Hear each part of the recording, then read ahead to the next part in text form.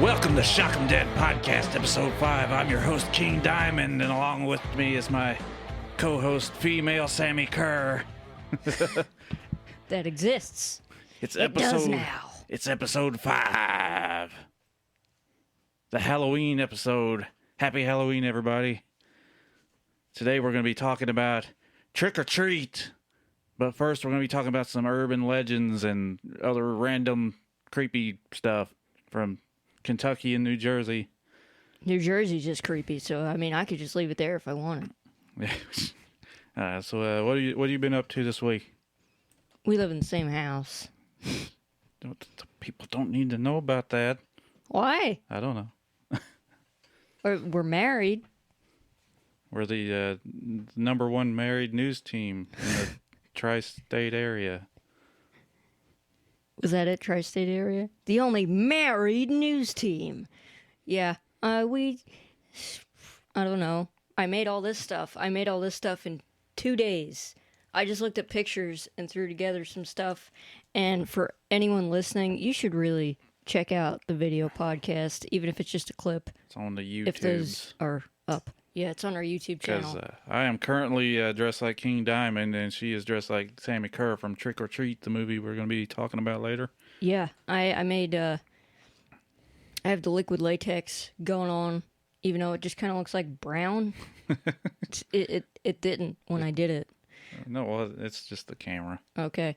And I made this cuff thing that he's got going on with his hand. I made it myself. It's not very practical, but you know what? His looked like if they had Hot Topic back in the day, that somebody just went there and they were like, I don't fucking know. It's got some stars and yeah, it was stars. I made mine pentagrams, but his were 2 red stars, and it had like a connecting bit that just went between his fingers. So it was kind of like a glove thing. So it was like, I don't know. It was different than this. This isn't very practical. You can't play guitar with this. I tried. And then I just used chains and bits of leather, just like he did. I don't have the pieces of leather, even though I cut a bunch out. And I made this shitty glove that's just connected to my wristband I already had. Yay. I just put on King Diamond makeup and put on a bunch of necklaces, and I'm wearing my Slasher Dave Trick or Treat shirt that Media Crypt printed a couple years ago, I think. Do you know the serial number? Name, date, and serial number. I felt stupid for making this stuff, but I like making leather stuff. I don't know. It's fun. Oh, and I'm wearing my leather vest. And a First day of school. And a bullet belt. We're going to be rocking. We're going to be rocking and a-rolling. In the cradle of liberty. Yeah, but besides that, what have we been doing this week? We watched Dune. The Dunes is? Yeah, it was awesome. I usually hate everything new. Oh my God, have you seen that new Dunes yet? It's about as good as the old one. Could you imagine King Diamond saying that with his NASCAR hat on? Yeah.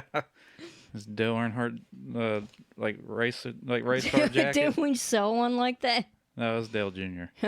he wears Dale. I don't know. He probably wears Dale Jr. I don't know. Let's ask him. King Diamond, if you're watching this, do you wear Dale Jr. jackets? He just bursts through the window in like a Dale Earnhardt car. He's like, yes. And leaves. I don't know why I laughed like that. Yeah, we watched Dune, and you know what? Usually I'd think a remake was unnecessary, but it was filmed awesome, and how they did battle in the original Dune with Agent Cooper. Like, the effects, I mean, they were dated. It's not bad, but they're dated, and they really did a good job with everything, and it's going to be split up into 2 movies, I assume so? Yep. Yeah, because I know what happens, and it was building up to that in the first one, so I'm excited to see that second one. And it's also the one good thing that came out of this pandemic is home movies. No. Homemade movies filmed on an old, 1989 camcorder. I love watching birthdays from 1987. Yeah. Where grandma falls asleep in the corner and someone feeds her Rice Krispie treats and she's diabetic. She can't have them. Or videos of a drunk guy playing a harmonica along to country music. You wanna elaborate on that real quick? All right, we used to work at unnamed department store that controls most of the world, and I was a janitor, and I went back to our janitor closet one day, and there was a bag of VHS tapes, and everyone knew I'm a VHS collector, so they're like, "Oh yeah, you just take them home with you. I don't know whose they are." Yeah, everyone loves collecting tapes from the janitor closet in a mystery bag. So I brought them home. They didn't have any labels on them, so I was like, "Well, it's probably porn." Yeah, it wasn't porn. It was the first one we put in was a security camera video. It was just like outside some dude's trailer. I still watch it today. That was pretty awesome. Yeah, all not working with our VCR because it's a different format. The next one was an old man with no shirt on, like droopy tits and weird wrinkle belly. In a trailer. In a trailer. And he's got his stereo bumping some old 70s country music. And he's playing along with a harmonica and singing along. No, he wasn't playing along. He was just like.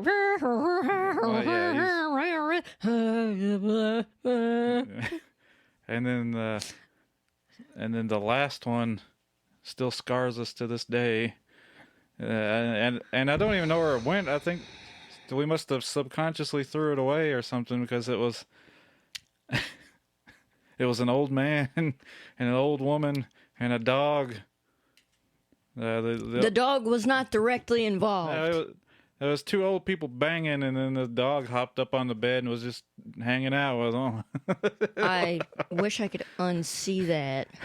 And I think that you know what? This falls into the topic of scary things. Yeah, and it's from Kentucky, so I guess it worked. Yeah, that's an urban legend. Finding the tapes in the janitor room. Whoa. Now, didn't die in 7 days. He might have seen a stray dog that was scarred for life, though. Yeah, but Dune. Getting back to Dune. It was awesome. The filmography, it looked good. Okay, it looked good. I can't get that word out of my mouth, but it looked good. It was nice, pretty pictures. That's what it says on IMDb. This is movie film, nice, pretty pictures. King Diamond, nice, pretty pictures. Do it for Dale. But it was awesome. The shots were great. They filmed it in Abu Dhabi, I think. You said it was in the credits. Yeah, and Canada. Yeah, that desert was crazy. That movie is just awesome. I'm not going to even say anything about it. If you haven't seen it, check out Dune. Watch the old one and watch the new one. I still really liked. And that girl from Stranger Things was a good job as. Oh my god. As what's his name? I couldn't unsee that after he said that. Not that I was like, this dude's cool. I was just like, that's a guy, I guess. I pulled up a picture of them side by side, and they looked almost exactly the same. She just had bigger eyes. Yeah. But I remember in Stranger Things, like, all I could think of her doing is going like, oh, and then she didn't even want to be with Jonathan Byers. Yeah. Who was the only character I really liked. And then in the second season, they were just like, he's got a job and he's pissy now. That's his character. And I was like, great. Guess I'm done being interested. And then the second season was all right. Third one, I don't even remember. Yeah, I am drinking Mike's hard lemonade seltzer with a straw. And I'm drinking. Go ahead and judge me. Blood from a wine glass. That's the strangest damn blood I ever seen, boy. I had to water it down so it lasts longer. These cheap vampires, am I right? It's not like it used to be with all the paper towels that they used and everything. All right. Well, Dune was awesome. Mm-hmm. If you can, go watch it. Or if you can't, just watch it on HBO Max. Yeah, that's what I was saying before we got into the movies. Thing. I was saying that it's really nice not to have to go to the theater because I loathe people, especially in a theater when you haven't seen a movie before, and quit crying because everybody ain't like the book. I read the book back in 3rd grade. Yeah, but people always bring their shit-ass kids, too. Even if it's a rated R movie. They're quiet. Why are you crying? There's just a clown killing people. Jeez. Shut up. Yeah, and when we watched Halloween 2018, there was like little kids in there running, and they were screaming and crying when people were dying. Screaming and crying, people are dying.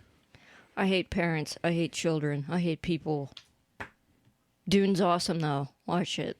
It's good. I want to live in a hamburger bun. I like parties. I like fun. I want to live in a hamburger bun. And with that, we will segue on to the next topic.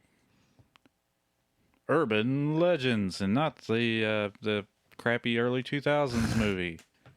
Yeah. Well, I mean, it wasn't too bad. It's pretty bad, though. That's contradicting. So, me first. Me first. Yeah, you go ahead. All right, well, Kentucky didn't, they got a few cool ones. Most of them are dumb, so I'm not going to say the dumb ones. Like the Hillbilly Beast. That's just some guy you see. It's just Mike May living out in the woods. It's like Sam Wasco. Yeah. Mike May he's in a whole bunch of bands. He's in Abominant. Sinestrum? Is that him? Sinestrum. Sinestrum. They haven't come. They're still on the down low, and I've exposed you.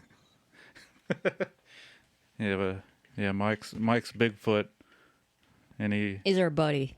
He's a real big fella. What was he yelling when we went to Waffle House with him? I hung my balls up 20 years ago. And this dude with a giant cowboy hat that was in, like, everybody had a cowboy hat on. Maybe we didn't get the memo, but they were like... There's a cowboy convention in wherever we were. Where were we? It was after we saw King Diamond. Okay, so we're in Louisville somewhere, probably. Yeah. Okay, so getting back to urban legends that aren't Mike May. He's 50% of them. We've actually looked it up. He is the Child Witch and the Watcher, which is the next one I'm going to talk about. The Child Witch was a mother and daughter that they were accused of being witches, and they were burned at the stake, and they were buried in the what town was it? Come on now. Well, they were buried at the Pilot Knob Cemetery. And it turns out that they weren't witches, because witches aren't real. Don't spoil it for everyone. Next, you're going to tell me Santa ain't real. And it turned out that the little girl just died of... what was it, like? It was like where like the lining of her organs was like... That's terrible. And she had... what was it? Impacted... bowels. Yeah, she had a turd that was too hard to come out. That little girl had a hard life. Yeah, she was 6 years old. Damn, that sucks. And the mom died like years later. She Man, it must have sucked to be alive in like the 1800s. It's like, I got a cough, gonna die in a week. Yeah, at least now if you got a turd that won't come out, you just go to the doctor and they shove something up there and pull it out. I learned that from somebody that we used to work with. Oh, the people that we have worked with over the years. I could write a book. And the Watcher, I'm not sure where that one came from. I think that was just something they made up because the Child Witch ghost. In that cemetery, there's the little girl was supposedly buried, and then concreted into the ground, and then it was like a steel thing put over it, and then another big concrete tomb over it. I when I was watching the urban legends thing earlier, it said her tomb was lined with steel. Why? Because she was a witch. Even though people have, did. How could you accuse a 6-year-old girl of being a witch? What'd she do? Count to 5? She floated like a duck. Oh, I thought you meant like she levitated. I was like, no. When they threw her in the lake, she floated. I got better. Oops, yeah, it was my mic. Steel-lined grave with concrete and gravel over the top of it. Sounds like you were about to say like song lyrics. Concrete grave, steel, rake, Steel rake. She was buried with a There steel was an rake. iron fence all the way around the like the tomb or whatever. Is it still there? Yeah. That's crazy. And then the watcher was like apparently, let's see, it says it's like a presence there that watched the little girl, and they fought, and like people said they went there at night and could see their spirits and stuff like that. It's like, I don't knock people who do believe, but I personally don't really believe. I think it's a projection. Personally, don't get offended, is my personal views. I think it's a projection of your mind to have heard things, and maybe you're going through some stuff, like how sleep paralysis tends to happen to people who are going through a rough time in their life. That I feel like is a product of you going through stuff, and then your brain just kind of projects it. That's just my belief. Yeah, but people apparently have seen like the child witch's ghost in the cemetery, then the watcher comes and drags her away. That sounds like a Goosebumps episode. I don't know about that. Bum, bum, bum, bum, bum. No, you know what? That sounds more like Are You Afraid of the Dark? Goosebumps would be like, she left her juice box in the toilet The room. curse of the haunted ice cream spoon. Or the curse of the stinky nut spoon. Who's got that? Josh Karn's dad. Don't look in the couch, kids. For reference, it was one of those, I don't know what they're actually called, like those things you get the spaghetti out with. It's like a spoon with like the fork things around it. And we were at his house, and we sat on his couch, and Josh was like, "What is that?" And We as in him and Josh. Yeah, I yeah. was not there. Yeah, me and Josh. He pulls it out of the couch, and he's like, "Dad, why is there a spaghetti spoon thing in your Did he couch?" sniff it? Yeah. Oh, after the fact? No, before. Why would you pick up a spoon from the couch and sniff it, Josh? I guess he was trying to see if it was used or not, but then his dad's like, "Oh, that's my nut scratching spoon." Oh, this smells like spaghetti. It just happened to be in the couch. And this smells like old balls. Oh, that reminds me. Spaghetti's done. Let me get that. But he said, I cut you off. He was like, "Oh, that's my nut scratching spoon." Yeah. So what's an urban legend from old New Jersey? Well, if anybody lives in the United States and knows about New Jersey, it's like some sort of weird pride we have. The Jersey Devil. I'm from New Jersey. It's the dumbest shit ever. It's like, supposedly, Mama Leeds is from I don't even know where, because so many people have claimed. It's almost like people are fighting over it. Like, no, she's from Burlington. No, she's from, like, I don't know, the other places that they were saying, because I did live in New Jersey, but I didn't She's go. from Wildwood. She was playing the slots when they found her. She gave birth. All right, so the story is that Mama Leeds had, what'd she have? She had a weird horse. She had 12 kids, and she's about to have the 13th one. And for some reason, she declares, "I hope this one's a devil." Okay, lady, you must be out of your damn mind at this point, having 12 kids. Why would you curse yourself and want a devil? And be like, "I'd like to deal with some more shit. Let's go. Rev it up." But did she get it on with a horse dragon dog? No. No. The main folklore of this urban legend, or whatever you would call it, the root of it, the most told story over and over again, is that lady gave birth and was just like, "I hope it's a devil." And some people say that the child changed before her eyes. Oh, you keep your blood in a water bottle? Yes. Okay.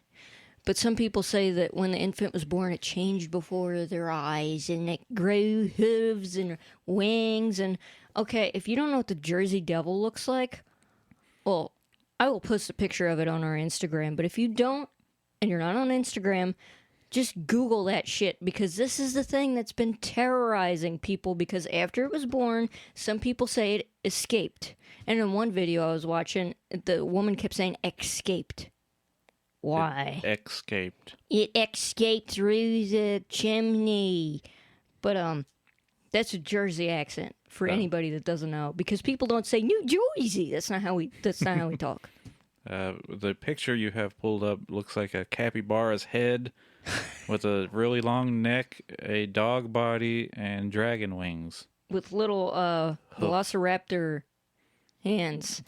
It's like T-Rex. 3 feet tall, and it terrorizes people because it apparently it's almost like the chupacabra, how it ate livestock and just terrorized people and was just like. Even though the chupacabra is just some lady that had just watched Species and saw something because she was like sleepy afterwards. I feel like this legend originated in the early 1900s. So a lot of legends came about then, like the Mothman and stuff. And people were like, well, I saw it walking down the street. I saw it flying over here. I saw it flying over there. Or It's like, Spring-heeled Jack. what is that? Is that the guy that was like jumping all over the place? Yeah, it's originally from England, but somehow ended up in Kentucky. What is he, like Jack the Ripper? But he just jumps around? Yeah. Very benign, but okay. Yeah, but excuse me, what was I saying? You're talking about the Jersey Devil. Yes, I'm aware. But before that, I was saying, people were saying like it was terrorizing them because it was flying around, and like the Mothman and everything that came about in the early 1900s. You know what this is from? Everybody was fucking bored, and they were like, "Well, They didn't have Game Boys. see, that's the problem. If there had been Game Boys, nobody would have been terrorized." And that's really what I think it is. It's like maybe somebody thought they saw something because maybe they saw it in the dark, because all these sightings are at like 3 a.m. Yeah. Hey, what are you doing up at 3 a.m.? What are so many people doing up at 3 a.m.? Like, are they like Patrick from SpongeBob? Oh boy, 3 a.m. And they eat their Krabby Patty, but like, they see something out in the woods. It is 3 a.m. It's dark. They can't make out what it is. They're like, it's the Jersey Devil. Because somebody told a story late at night, because everybody enjoys, even now, everybody enjoys scary stories. You know, I don't really believe in that stuff, but I'll always listen to a story. And I'm not going to be like, get a load of this guy. It's just fun to listen to, especially when you're younger. And I feel like word would spread around, and then when someone else saw something that they couldn't make out the image of, they'd be like, oh, that's that thing everybody's talking about. And then it just kept going around and around. And it seemed to be so prevalent in New Jersey, so much so that in the early 1900s, I'm going to go like 1920 or 1930, that there were apparently sightings in Philadelphia and New Jersey in several parts, and it was like squirreling around on people's roofs, because this thing is apparently 3 feet tall, and it looks like a weird donkey dragon velociraptor reject or something. Well, that one picture right there you have pulled up, it looks like a Keebler elf with wings. It could be a lot of things. Everything I've seen of it has been stupid. I think the scariest thing is probably the mascot for the Jersey Devil hockey team. And but it got so. He's holding up a skull. It got so bad that people were getting so scared that they weren't going to work at their factories, and the kids weren't going to school. So they just shut down school and factories because of this. It was probably like a dog that had some branches stuck to it or something, and it's like, please help. And everybody's like, you get out of here, you piece of shit. It's like a dog in a dragon costume.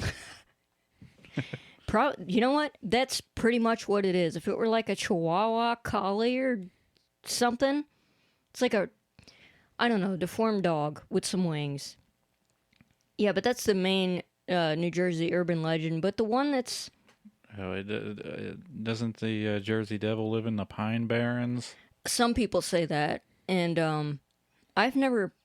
To my knowledge, I've never been to the Pine Barrens. I don't know who's like, let's go to the Pine Barrens, unless there's a bunch of kids wanting to go find the Jersey Devil. But there's the Gates of Hell, which is like a big sewer, which I feel like everywhere has different gates of hell. And then there's the Blue Hole. Yeah. That's the one that seems the most perplexing to me, because it's not so much supernatural as it is just a natural mystery, I guess, because it's so deep. Like, they had people go and just measure how deep this body of water is, because it's a very small body of water and it's got a really odd blue tint to it. And if you've seen any water in New Jersey, that ain't blue. It's usually like brownish green. And it's kind of like a little lake. And the temperature stays at 54 degrees Fahrenheit constantly throughout the year, apparently. I'm not saying I've never seen this. I've never been there, but they sent people out to see how deep it was, and they stopped after it was going for miles and miles and miles. So that's just odd in itself. I'm not really sure, what specifically people say about it. Like, there's always different stories. Like, oh, somebody killed their wife and stuck their head. Like, I heard, or I saw where someone had said that a wife killed her husband and cut off his head and threw it in the water, and so spirits haunt and the mist comes and all this other stuff. Like, I've never been there, and I've never, like, there's haunted roads too that's in there's a lot of haunted roads in New Jersey, and apparently there's one of the most haunted roads. Clinton Road? Yeah, in the US. That's where Hillary lives. Why'd you have to bring that? Anyway, I don't know a lot of these because I didn't. Wait, what's with the rabbit? Bloodthirsty spook rabbits. Spook rabbits? This is just garbage. The Devil's Tree. Okay, yeah. The Devil's Tree is apparently this gnarled-looking tree that stays the same all the time. It's gnarly, bro. The Devil's Tree is located in Bernards Township and is pictured above, but it's not because I'm just reading this. Legend says that the tree is cursed and will harm anyone that comes or disrespects it. The stories around the tree vary, but all center around hangings, from lynchings to suicides, allegedly. Snow does not fall around the tree or melts instantly upon touching it. The Devil's Tree is currently surrounded by a chain-link fence due to vandalism. That always happens with anywhere that's, like, well-known, or, like, there's something mysterious about it. So it's like, well, gotta go vandalize that. Also, this latex, doing a number on my face. No, there's a couple of trees in Kentucky. One being the donkey tree. Yeah, I thought you were going to mention that. Yeah. The donkey tree is a tree where apparently sometime a long time ago, there was a farmer that had a donkey and he beat it to death. And I'm not laughing at the beating that there was a farmer who had a donkey and then he beat it to death. Well, after he beat this donkey to death, it's either the spot where the donkey was beat to death or the spot where it was buried. They don't know. But there was or it could be the spot or it could be the tree that the donkey was hitched to, depending on who you're talking to. And depending on which donkey you're talking to. And now the tree is shaped like a donkey. Kind of. I didn't. It just kind of looked like some. Well, it's the trunk comes up and then it goes forward like a donkey's head, and then it comes up into two big donkey ears. I didn't see that. It looked like something just going. I don't know. Yeah, it's got a mouth, and the legend is that if you go up to it and you disrespect the tree, that don't you diss that donkey tree. That you either get in a car wreck, you die, or something bad happens. That made me think of that Lawnmower Death song. You smoke, you die. You something, you die. It's been a while. You disrespect the donkey tree, you die. But if you put an apple in the donkey tree's donkey tree mouth, you get good luck. The donkey will kiss you on the forehead. Now, the other tree is in Louisville. It's weird being so goofy, dressed up as Sammy Kerr. Let's see. Let me see what the actual name of this tree is. Oh, okay, I was right. The witch's tree. It's a tree where apparently they hang 3 women walking down the street that way. But yeah, Oh, they were just some birds. it's just a tree that's like in someone's yard. Apparently, I think they cut it down. It's on 6th Street and Park Avenue in Louisville. And it's a big, ugly, knotted, weird-looking tree. And they hang some witches there. Have you ever seen it? Like, been there? Or passed it or something? Back, like, right after I graduated, we went driving around looking for it, but I don't think we found it because we didn't have the internet on our phones back then. So we didn't know exactly what the address was. Just turned into everybody arguing in the car about where to go. It's at the White Castle. It'd probably be me. It's like, I think if you go to the White Castle and order some chicken rings, you might find it. But there's, I know it's not an urban legend, but the gates of hell here is a cemetery, isn't it? Yeah, it's a haunted cemetery in Elizabethtown. Have you been there? I've been up to where the guy yells at you and tells you to leave. Oh. Yeah, that's right. You told me that before. Yeah, it's like at this crooked back road, and you go out there, and then there's a guy that lives like right down the street from this cemetery, and the cemetery is really old. Nobody's been buried there for a long time that I'm aware of, and like we went out there, and he like stopped us in the road and told us to turn around, or he's gonna call the cops because people go there and party and vandalize it, even though we were just going to look at it. Well, it's 10 football field long. Yeah. Yeah, what was it? The ghost of Mary something. I don't remember what her name was. Did the Ghost Adventures go there? No. I thought they did. No, they went to Bobby Mackey's and they went to some cemetery, and they kept saying, like, I like watching the Ghost Adventures because it's hilarious. I'm not like, oh, sex, danger. She was raped. There was a time where they were getting an EVP, and if you don't know what that is, what he says every damn time, it's an electronic voice phenomena. And they were in some cellar, and they were asking a ghost with some random UFC fighter, and they were like, "Did you know a girl down here? What happened?" And then the EVP thing, or it was like the scanning thing that's just like commercials for Arby's, and it's like, and they were, she was raped, and it didn't even. It was just like. I'm surprised I didn't go there. The Casey Cemetery is what it's actually called. And his brother? No, his brother didn't die yet. Oh, please help me, Pep Pep. I had a surprise for you, Casey. It's your Pep Pep. He's in this cemetery. The Ghost Adventures did go to Waverly Hills. And so did we. When we went there, they were hamming it. They were like, the Ghost Adventures are here. Zach Bagans. In his affliction clothing and his hair gel was standing right where you are. Yeah, he only wears affliction. He wears Jinko jeans. Does he? Probably. I don't know. Shit, I wouldn't put it past him. Yeah, but before we got to go in, we had to sit there and wait for it to get dark. So we had to watch the Ghost Adventures episode, the Ghost Hunters episode, and the... We waited that long? Yeah. I think me and Lauren were making fun of everyone because we went with our friends Lauren and Joe from Virginia because they came out to visit. We were supposed to go to the zoo that day, but we realized there was a lot of people there, and we were like, turn this shit around. Yeah, we didn't want to be around all those shit-ass kids or that shit-ass dog. But we got to Waverly Hills, and somebody that was supposed to be in our tour group thing,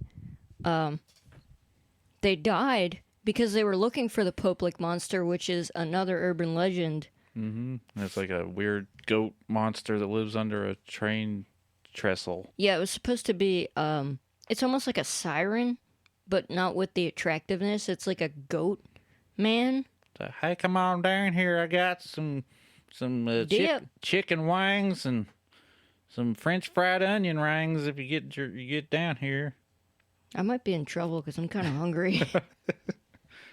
But they were looking for the Pope-like monster because there are train tracks, and I mean train tracks as in like they are on an overpass. It's a trestle. It's like on Okay, yes. It's a bridge, and then like the train track goes around the side of a mountain, so it's like 20-something feet up in the air.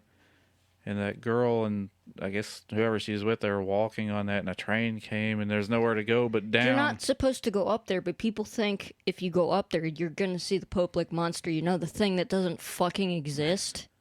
Probably someone's drunk walking on the train trestle and then saw a goat, and that's a look at that, man. That's a goat monster, man. Dang old goat monster, man. But then, that person, that was really weird. The next day we found out that person died, but Waverly Hills is pretty cool. Yeah.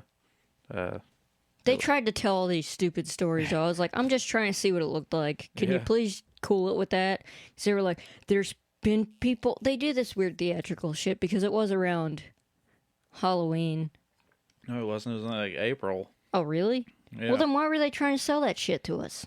Because it's We're not 12. Because it's a haunted attraction.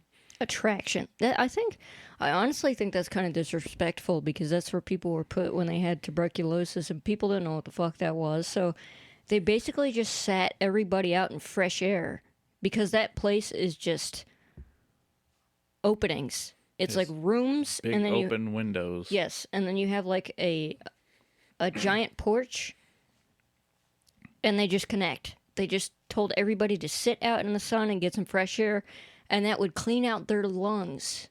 Yeah. Great idea. And then they would just experiment on them. Yep. But it's supposedly haunted. But like they made me like I volunteered to walk down this dark hallway by myself. They tried so hard to be extra spooky. Because they told you to do something different than what you saw. They were like, if you look through the door in the pitch black darkness, you'll see somebody standing there. Yeah, but I didn't. I just saw the reflection of the glass. But to my right, there was something coming out of one of the doorways. It was like a light. Even though it was in the middle of the night, it was like close to midnight. So there wouldn't have been any lights. I don't know what it was, but I don't really believe in ghosts. But it was something. You said it looked like a nurse, and I'm not saying that. I feel like I'm a hypocrite, but I wouldn't necessarily say I am because, I want to believe. I'm not getting into all this shit. I want to believe that there's an afterlife, but I think that when you die, it's over. And I don't think there's any residual spirits. But I don't know that. I don't know how anyone can know that. I think it's weird when people are like, oh, this is typical for a ghost to do. It's like, you don't fucking know that. You don't. But, I'm open to, like, if somebody told me that they saw a ghost, I'd be like, well, shit, you saw a ghost. I never have. So, I've had sleep paralysis. That was scary as shit, but that wasn't a ghost. And when we were on the top floor, the 5th floor... Yeah. I guess I technically did, now you say that. They told us about the nurse that had an affair, the doctor was having an affair with her, and she got pregnant, and he wanted her to abort the baby, and she ended up killing herself on the 5th floor. Yeah, like in the door frame. Yeah. In room 502, was that what it was? Yep.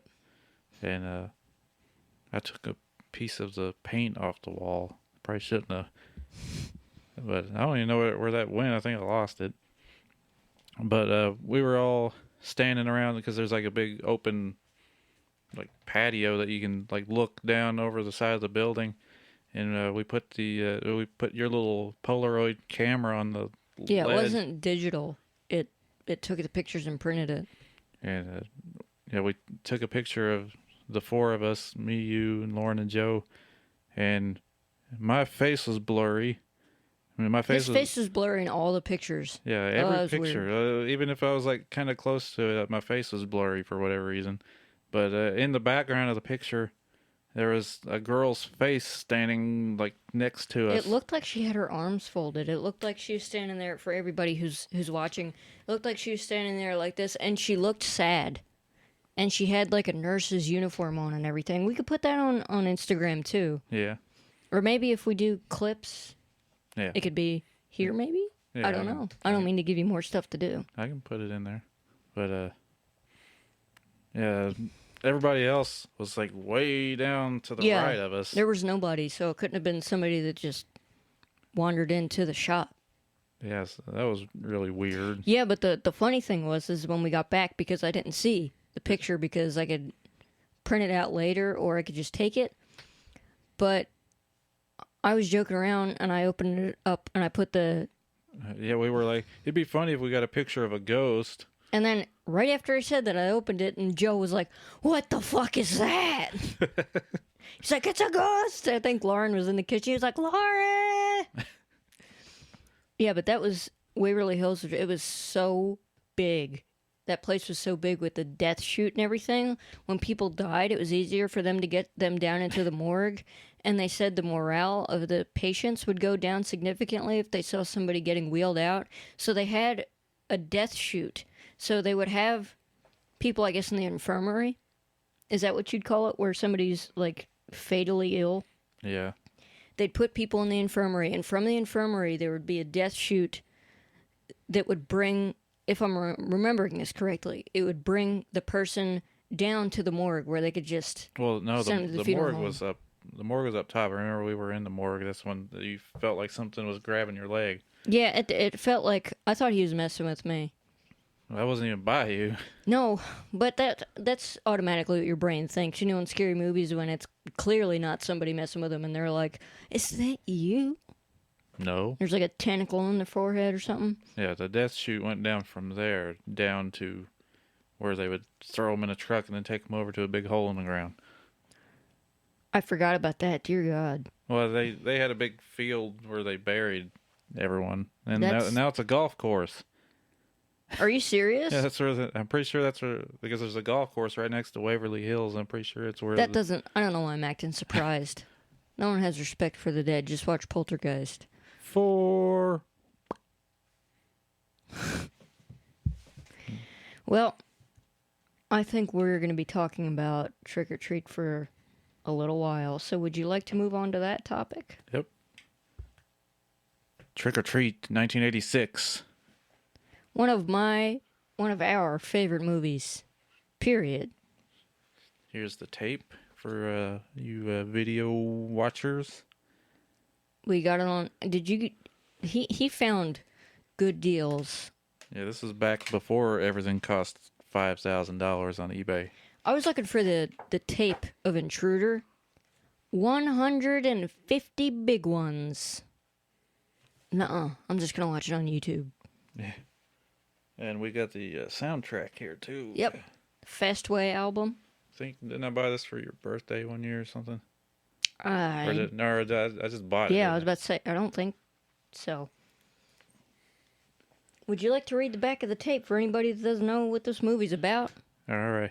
If you haven't watched this movie, I'll read the back, and then you can pause it and then go find it on YouTube. Yeah. Because it's on free. there.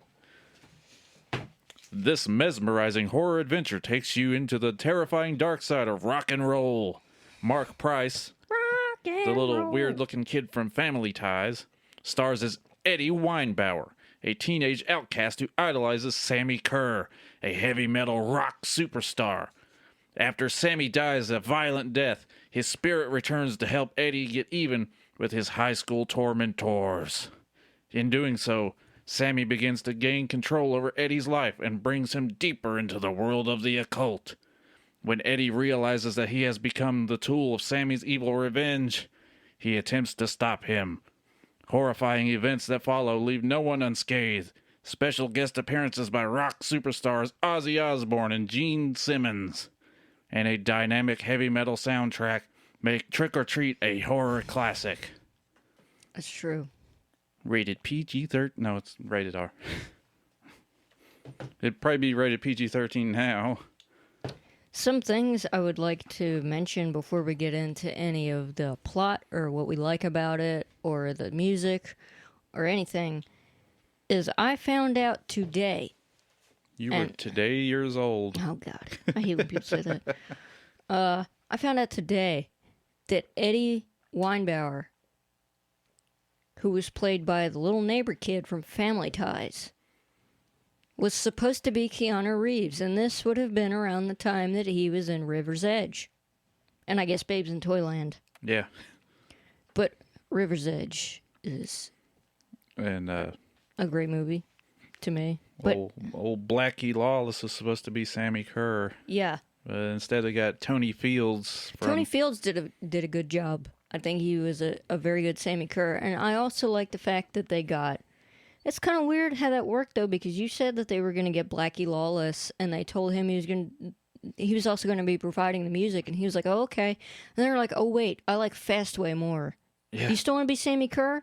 He's like, no, I don't want to lip sync Fastway. That's weird. Why would you do that to somebody? I mean, no offense to Fastway, I love this album. Yeah. I like the 2 albums before that, or 3. Is that their 3rd or 4th album? Whatever. I think it's our 3rd. But having Wasp do the soundtrack would have been awesome. Yeah, and we were talking about it earlier, and I love that Fastway album, but I really don't consider that to be heavy metal. Well, It's that like, I do. Their albums yeah, but before compared it's to Wasp, yeah, like their albums before that's like heavy rock. yeah, definitely. I'd say that one brings it up a notch, but compared to Wasp, I guess it was the director's preference, but still. And why would you think that somebody was just going to be like, yeah, I'm cool with that, just ditch my music and get somebody else and I'll lip sync, don't worry about it. Yeah, especially, I mean, no offense to I can't think of his name now, the guy that sang for Fastway, the guy from Flogging Molly. Oh God. Blackie Lawless's voice is way better. I like that guy's singing voice. I mean, I do too, but I like Blackie Lawless better. Yeah, but I was really disappointed. And then the whole movie I was watching and trying to imagine Keanu Reeves being that kid. But you know what? Keanu Reeves wouldn't have been believable as a little dweeb. Because that kid, Mom, your boyfriend's here. Yeah. And then the part that bothers us every time we watch that, because it starts out with, it introduces Eddie Weinbauer, and he's the outcast in school. And you know what? I can relate to him to a point, because I felt like that in high school. I'm sure a lot of people listening probably felt like that in high school. I didn't have many friends.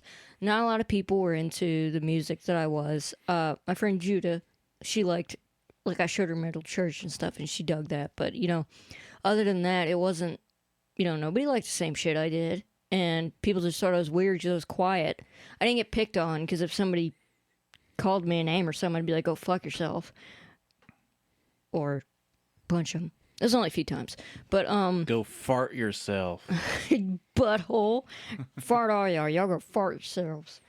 But this kid, I'm like, you can't even not be in the fetal position when somebody's kicking the shit out of you. Yeah, well, but it's introducing him, and it's showing his giant bedroom that's bigger than our whole house. I'm like, you're depressed. You got your own bathroom in your room. You have posters and records like Judas Priest and Raven, and he had Motley good shit. Crue. Sabotage, Exciter. Yeah, Impaler.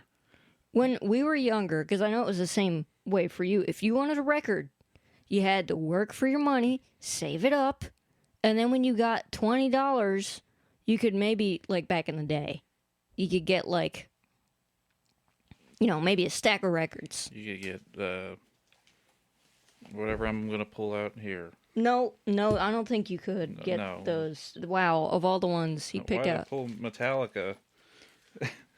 Well, yeah, this kid had like a full stereo system. Yeah, like with a tape player, a nice turntable, shelves and shelves of records. He had a nice... More Metallica. I pulled from a different spot. Hey, that was the first record I ever gave him. Yep. Ride the Lightning. This kid, I'm like, buddy, why are you depressed? If I came home to this room, I'd be like, I hate everybody. I don't need people. Yeah, it's like... It opens with him writing a love letter to Sammy Kerr. Here's a naked picture of me. I put extra postage so it gets to you. Ragman. He calls himself Ragman. Why? Why though? I don't know. And then he's got a vanity plate on his old shitbox car. Says Ragman. I'm not even trying to pick apart the movie. It's just his character that I'm just like, wow, I want to punch you in the face. Yeah, but he's a good dork. Yeah. I mean, that's that's the good thing is this kid's good at, hamming it up for the camera, being a little dweeb. But his character on that Family Ties show seemed to be the same kind of dweeb. Or he's supposed to be like a... and he even does that laugh when he realizes that something that Sammy Kerr told him to do worked. He was like, like, okay, Daggett. See, and then he's like going to school, and everyone's like, "You stupid metalhead, you're Even stupid." though they all know who Sammy Kerr is, apparently. Yeah. It's like, so you don't like this kid because of the music he likes. Everybody calls him a creep. But he just seems to... Well, you know what? People do think you're weird if you don't talk. Yeah. He talked to Roger. Yeah. And, but anyway, yeah. See, he's getting picked on, and he goes and hangs out with the old man at the radio station. Yeah, I think it was just some old man. I think that's his name. Old white guy. Richard Simmons. That would have been great if it were Richard Simmons. Hey, turns around in the chair. Have I got a record for you? It's called 1 and 2 and... Sweating to the Oldies. Get those arms up in the air. Ooh, you're a little flabby. But he's hanging out with him and Gene Simmons, Nuke. He's like, you don't know him. He's a piece of poop. And then he goes home and he finds out that Sammy Kerr's dead. And no, he already found out Sammy Kerr was dead yeah. because he went to the radio station after he found out, and he's yeah, we just watched this again for like the millionth time like an hour ago, and I'm already forgetting stuff. So he goes to the radio station after he finds out Sammy Kerr dies, Before that, he destroys everything in his room. Besides the stereo and his record. That's the part he rips down all those cool posters. Why would you do that? It's like, we know some of you, like Phil, has all kinds of cool old posters, but some of us little kids like us don't got those. No, and that little kid don't got those anymore either. Why would you do that? Why would you do that if you found out somebody? I'm gonna tear up my Judas Priest all posters. These posters behind us now. No, I'm not. I wouldn't do that. Obviously, unless it was like Jack and Jill posters. But he finds out that Sammy dies in a bizarre accident where he looks like he's doing some ritual. And burns his hotel down. It was a whole hotel? It's just the floor he was on. Okay. So he goes to the radio station and, he's all mopey, and Nuke's like, I think he'd want you to have this. And it was a new demo that they had just released. Or just recorded one copy of. Yes. It was Songs in the Key of Death. And he's like, I always thought his reaction to that was weird. Like, he gave the album to Eddie, and Eddie seems excited, but he's like, this is very cool, man. It's like, if you tried any harder, you would just go into a non-existent void of cringiness. Like, if I went back in time to, I don't know, say, who's someone that died, like, if someone gave me, like, a Metallica demo of, like, what would have been their fourth album of, like, Cliff Burton songs that no one else had, it was just one copy, I'd be, like, crapping my pants. I'd be like, what? Ow. Yes. But Eddie was like, this is really cool, man. And then when he plays it for Roger later, his friend, and he's like, what do you think? It's like, what is that shuffle you just did with it sure is rocking. With your baggy dad pants? But he goes home and he plays it, and there's a backwards message. This is Deborah Hoy. You remember I mentioned it before, but we actually said, like, is it Deborah Hoy? And then we did it forwards, and it sounded like you're the bait. The bait is you, because that's what it says. And he's like, you're the bait. The bait is you. And then the next day in school, he sets up this trap from the bully who has been messing with him this whole time, and the love interest, Lindsay. Wow, Lindsay? Was that her name? I don't think so. Something with an L. Leslie. Okay. Lindsay was in Shock 'em Dead. Yeah, well, yeah. Okay, so Leslie is the girl that for some reason likes this. Like, it'd be more believable if it were Keanu Reeves at least. Because that kid, I know he was like 17, but man, he could land a plane on that dude's face. Whoa. But this girl, you know, is starting to feel sorry for him. Maybe it's just pity. Because she's like, come to the pool party, and then she comes there late, and the bully ends up trying to fucking kill him. Yeah. It was. Why are all these bullies in movies homicidal? What are those weight things at the pool? I don't know what they're for. I don't know. He puts this heavy thing in. It was a weight, yeah. Yeah, in Ragman's backpack and pushes him into the pool so he can drown. And everybody's just watching. Like, I know y'all are in high school, but nobody has a conscience at all, or nobody's going to be like, you might go to jail for that. Because that kid's probably like 20 anyway. Yeah. You know, a kid ain't graduating on time unless he's like a straight A student, but then he just is like, no, I'm cool. I don't know anything about them books. But, okay, so he's pissed off at him, and he goes home, and then he gets a backwards message from Sammy saying, you're the bait. The bait is you. You know, Let the just big set everything fish up. catch themselves. Yes. And then he sets up a trap at school. Like, he puts out the janitor, sees everything. He's like, son of a bitch.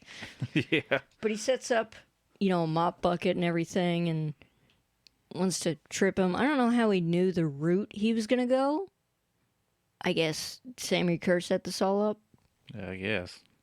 'Cause Sammy went to that school. Yeah, he did. Yeah, because Sammy is like his hometown rock star hero. That's why, I guess that's why he liked him so much. Yeah, but Sammy Kerr dies and he destroys his room. And he destroys all the other band's stuff, but they're still all around. Like, why did he destroy their stuff? I mean, I don't know. Spite? If the guy from Garth Brooks died, who's my local hometown. What? Yeah, the guy that plays violin or fiddle for Garth Brooks is from here. If he died, boy. I wouldn't rip down all my Garth Brooks posters. You got a secret room or something? Because I haven't seen any. And I'd find out who wrinkled my Randy Travis poster, pissed the seat, and hid my keys. Yeah, but why did he destroy all the stuff? That's like this one scene. It's like the scene in Christine when they destroy Christine. The scene in Trick or Treat when he destroys all those posters. That hurts my soul. It hurts. But he doesn't just rip them down. He crumples them up. Yeah.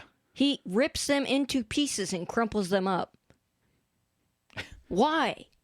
I just shook the whole table. Whoa, okay. Yeah, Whoa. but you know what? I wasn't done with the getting back to the scheming ways of Sammy Kerr controlling Eddie. He sets up a trap for the bullies, and he goes into the lunchroom. He's eating lunch, and Leslie's like, I thought it was weird how she just pushes her tray in between Roger and Eddie and doesn't say anything and just kind of looks like, excuse me. And then she's like, can I talk to you? And he's like, you set me up, bitch, even though she clearly didn't. And she wasn't even there. And then he goes up to the bully, Tim, and Tim Haney. And then he throws food on him, and then they chase him through the school, and all the traps that he set works. And then Eddie and his goons, because bullies always have goons in this movie. I don't know if that's really true. If you know a bully with goons, let us know. Was it you? Were you a goon? Were you a bully? You shouldn't have done that. But anyhow, they get chased, or they chase Eddie down to the teacher's lounge, and they think Eddie's in there, and they get the fire extinguisher, and Tim just lets it rip, opens the door, clearly sees teachers. And I know the SWAS method. You know, right? That's what it is. You pull the pin. Yeah. Then you clamp it, the clamps, and then you spray. You have time to process what's going on, but he just like unloads that fire extinguisher on all these teachers, and then he's just like, Then he gets janitor duty. yeah. You wouldn't believe what these kids hide under their desks. And then the next day, you take over. My mouth is getting tired. Your mouth's getting tired. This hurts. You can peel some of that off now. I mean, No, I'll suffer. Like Sammy. You'll suffer for the art. So the next time. Well, he goes home. And he's all like, "Woo! I did it! I'm cool now." And then he's Wrong. And then he listens to the record backwards again. And he's trying to talk to Sammy. Yeah, and then Sammy's like, And he's like, Mom. yeah.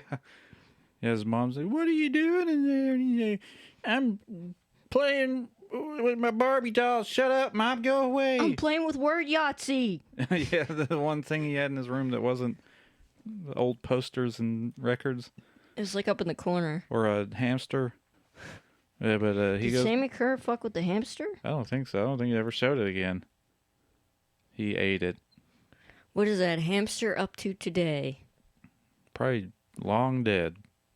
He did a ritual like Sammy Kerr, and he came out with a demo, and now he's controlling some other hamster's life. He came out with a mixtape. He's into the rap game. But he's talking to his backwards record again. And then Sammy's talking to him through the record. Yeah, Sammy's talking to him through the record, and he's like, "Metal Machine, 6-6 crush." And then Eddie gets the tinglies, and he's like, "It's time for school." Yep, and then he's wearing. Was that when he was wearing the weird chain shirt? Or is that later? That's later. That's after this. Okay. Well, That's when Roger's just looking up that girl's skirt for like 10 minutes. I'm like, do you even realize what you're looking at anymore? Or are you thinking about lunch? Like, what's going on?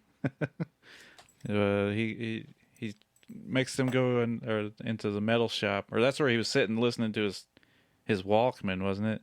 Yeah, eating a Twinkie. That I was like, man, I want a Twinkie. An 80s Twinkie. Then old Timbo comes in there. And he's like, "You made me clean up the poop." Somebody put poop under their desk. Yeah. This poop's really hard. Who shits himself in class, takes it out of their pants and smears it I'm sure somebody's done that before. They put a smiley face in the... I love you. You're welcome. But and then somehow Tim gets his tie cut in a metal lathe, and then Sammy Kerr's evilness is like pushing the lathe towards his head, and he's like, "Shut it off, Weinbauer, shut it off!" And Eddie's just like,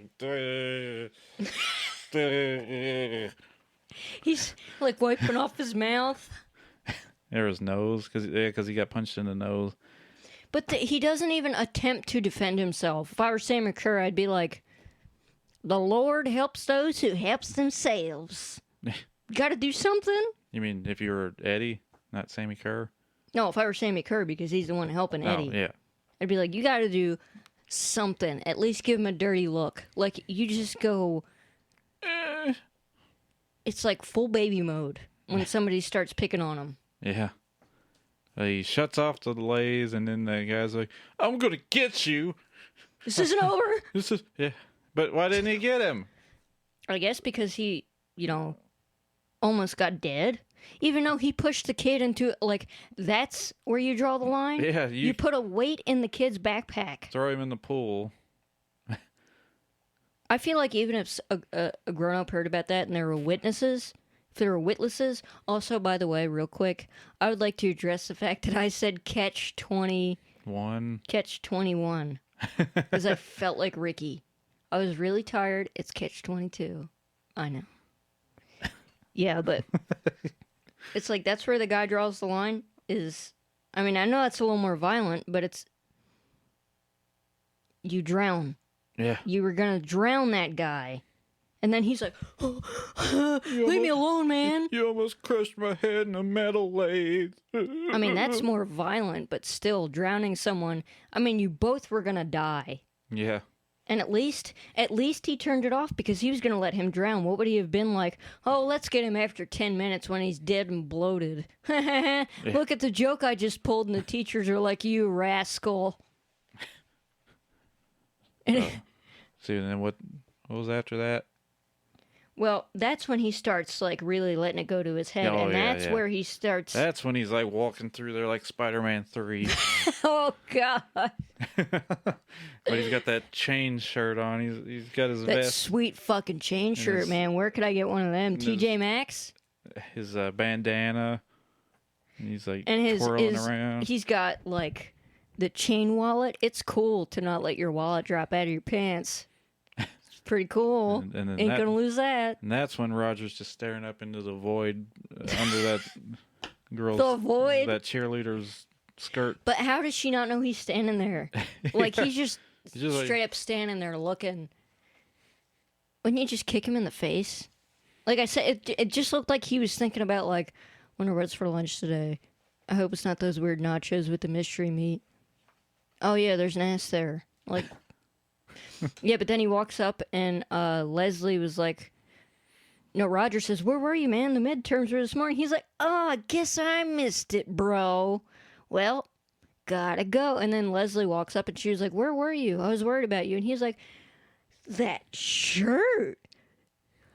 What are you wearing? And she's like, pants? And he's like, they're so you, babe.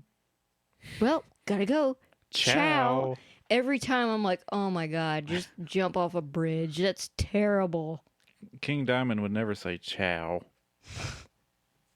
I said, even Keanu Reeves would make that not sound cringe. Like, you'd still be like, Ciao, really? babe. But you'd be like, you wouldn't want to flush him down the toilet out of it. Like, it's one of those things that makes you embarrassed. Yeah. I don't know. But after that, then shit starts to hit the fan. Yep. Because originally he had said to Leslie, I don't know how, but I'm going to nail all those guys. Nail them all. In the butt.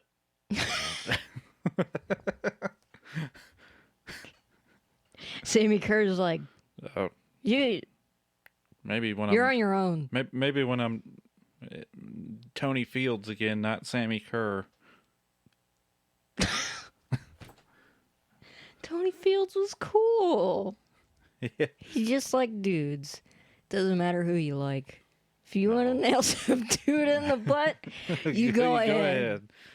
But Or if you want to be in a Lionel Richie music video as the groom, go ahead. so he was the groom. Yeah. Tony Fields, who is Sammy Kerr, was the groom in a Lionel Richie video. We were running with the night, playing in the shadows. He's a talented guy. He was a dancer in the Thriller. Yeah, you told me that earlier. And the Beat It music video. Yeah, dude did a lot, and he was a cool Sammy Kerr. He's badass. He was in other movies too. Sammy Kerr's the coolest thing. I mean, Yeah. come on.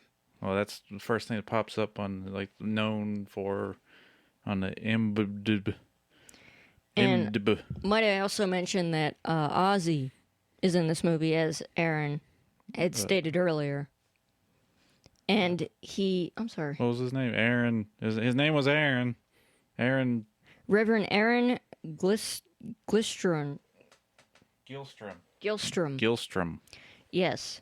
But he was the evangelist on TV. It's fun. That's what Miracle televangelist. Man's about. I'm looking for a miracle man. Miracle Man. That was the first music video that Zakk Wylde ever did with them, or period. But yeah, he was the evangelist on TV, and he ad-libbed his lines because the director thought, like, I'm not going to give Ozzy Osbourne a script. He was like, you know what? The things he's saying is way more entertaining than anything I'd write, so you just go ahead. And he was on TV, and he was like, I think it's sexist. I think it's disgusting. What was the name of that album they held up? It was like something about a dog. Do it like a dog or something? Doing the dog. No, not doing a dog. Maybe Roger's thinking about that. Roger. Like his buddy? Yeah. Was he interested in dogs? Did I miss something? Maybe. You don't know. I'm not going to judge him. Maybe.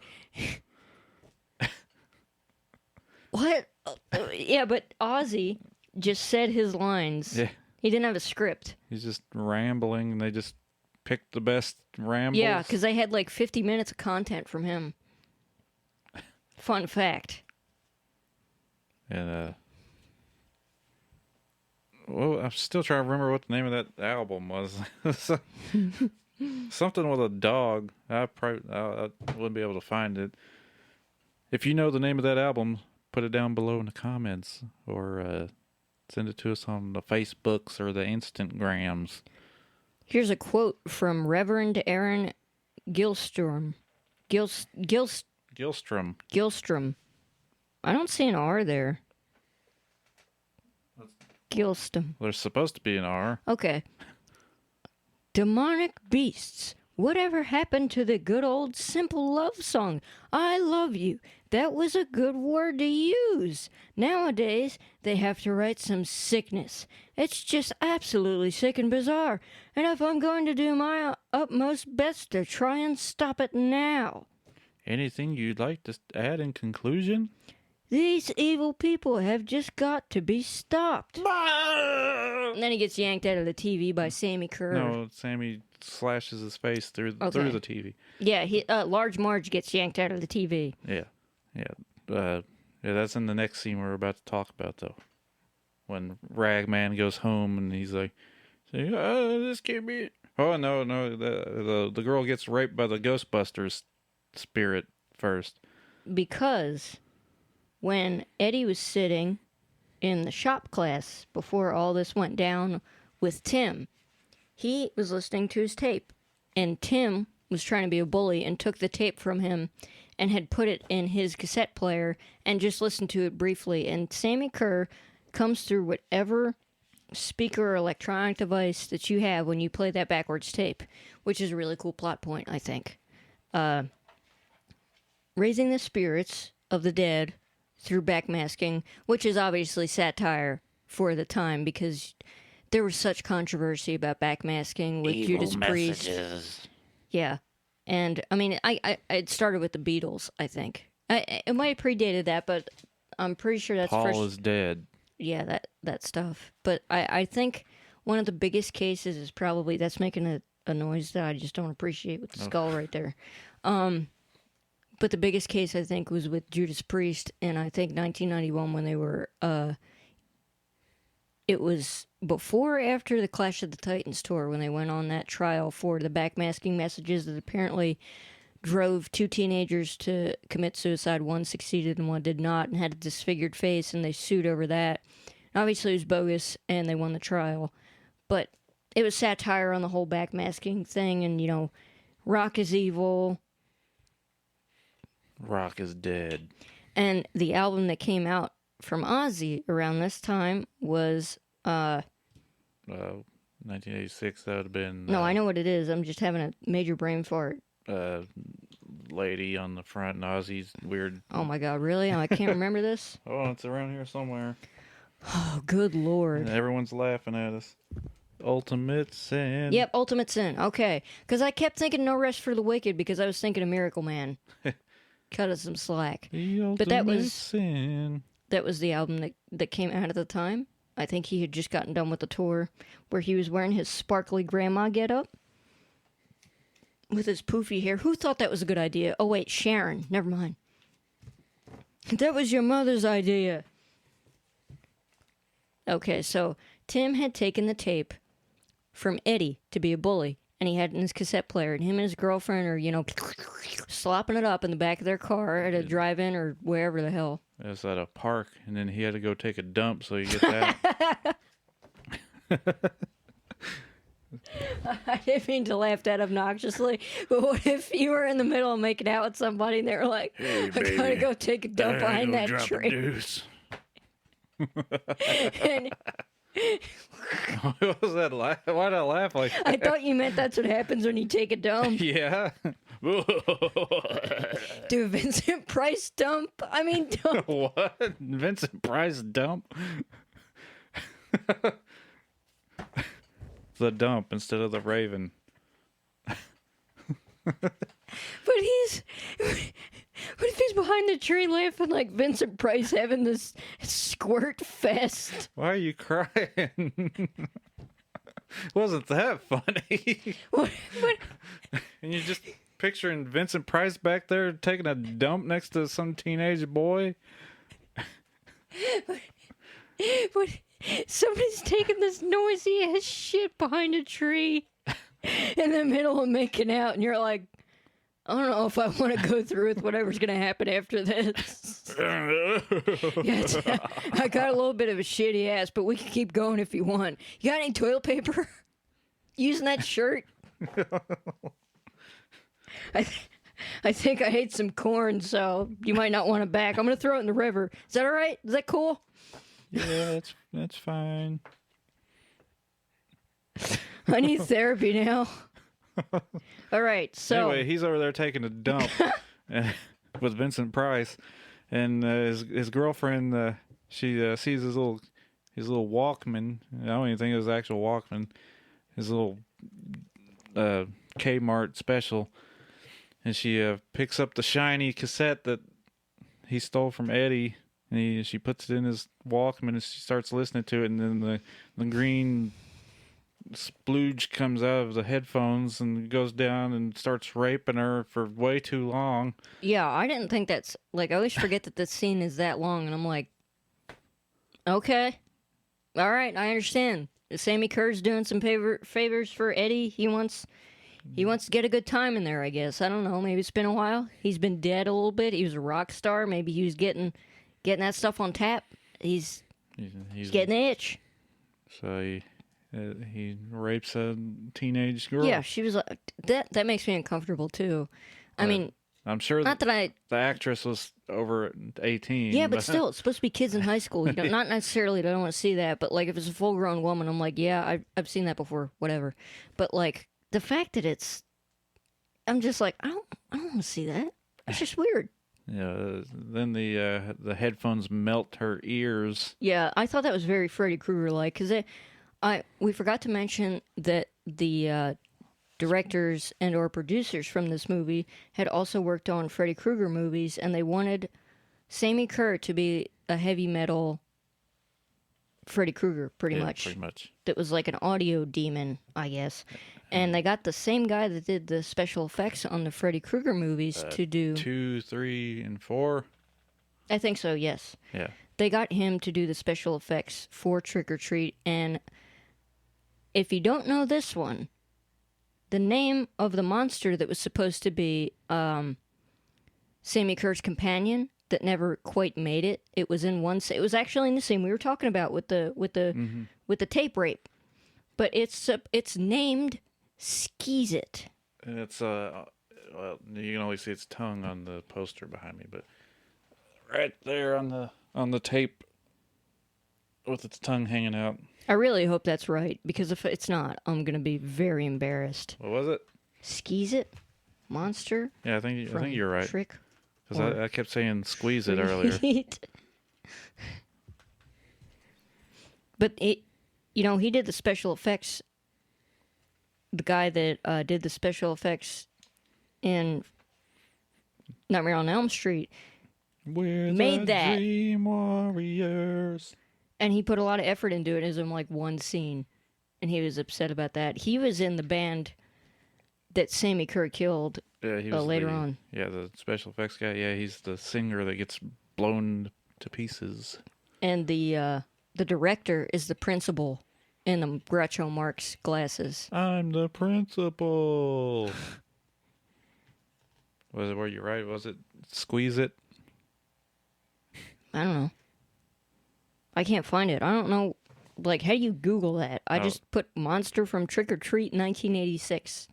You know what? If it's not that, I apologize. But they were supposed to be. It's in the poster. You can't see it. But if right there. Yes, okay. If you're watching, it is on the cover of the tape that is in front of us. But if you're listening and you want to look it up, just look up, Trick or Treat poster 1986, theatrical poster.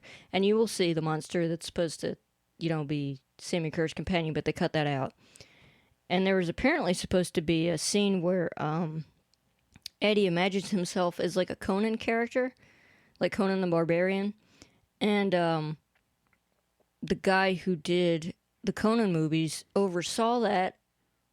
Is that a word? Yeah. You oversaw it? He was the overseer.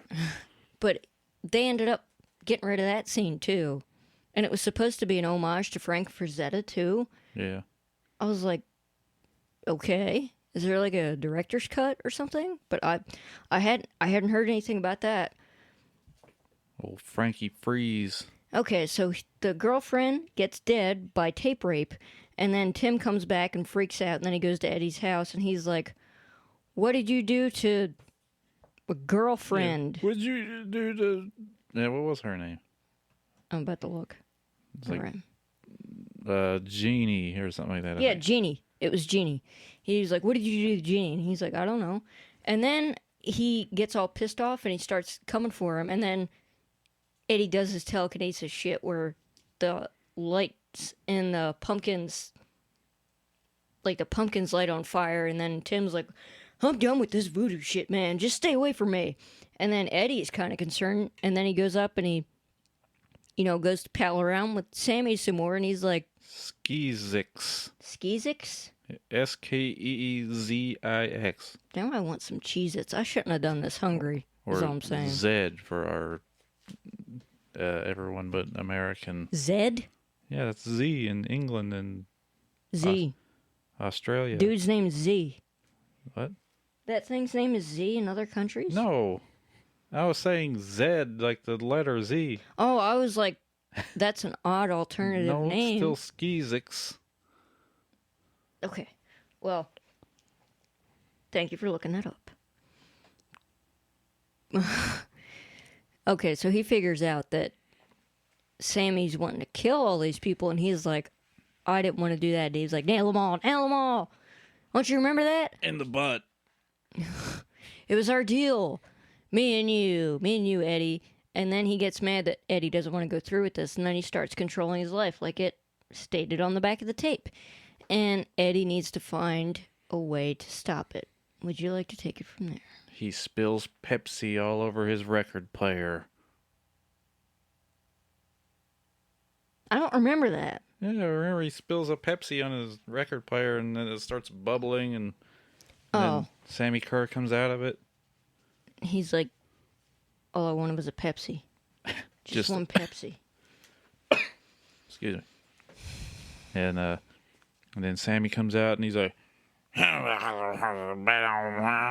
Maybe I should have said this part. And then he slashes Ozzy's face through the TV. He says, we had a deal. Yeah. You should be loyal to your heroes, That's Eddie. what I said. I just said it in a Tennessee accent. Okay, you going to give yourself subtitles then? No.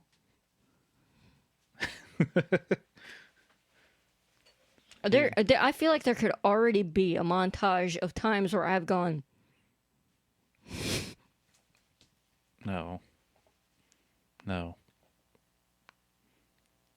Why are you just looking at me? Continue. Ozzy says the line we recited earlier. Yes. He slashes his face.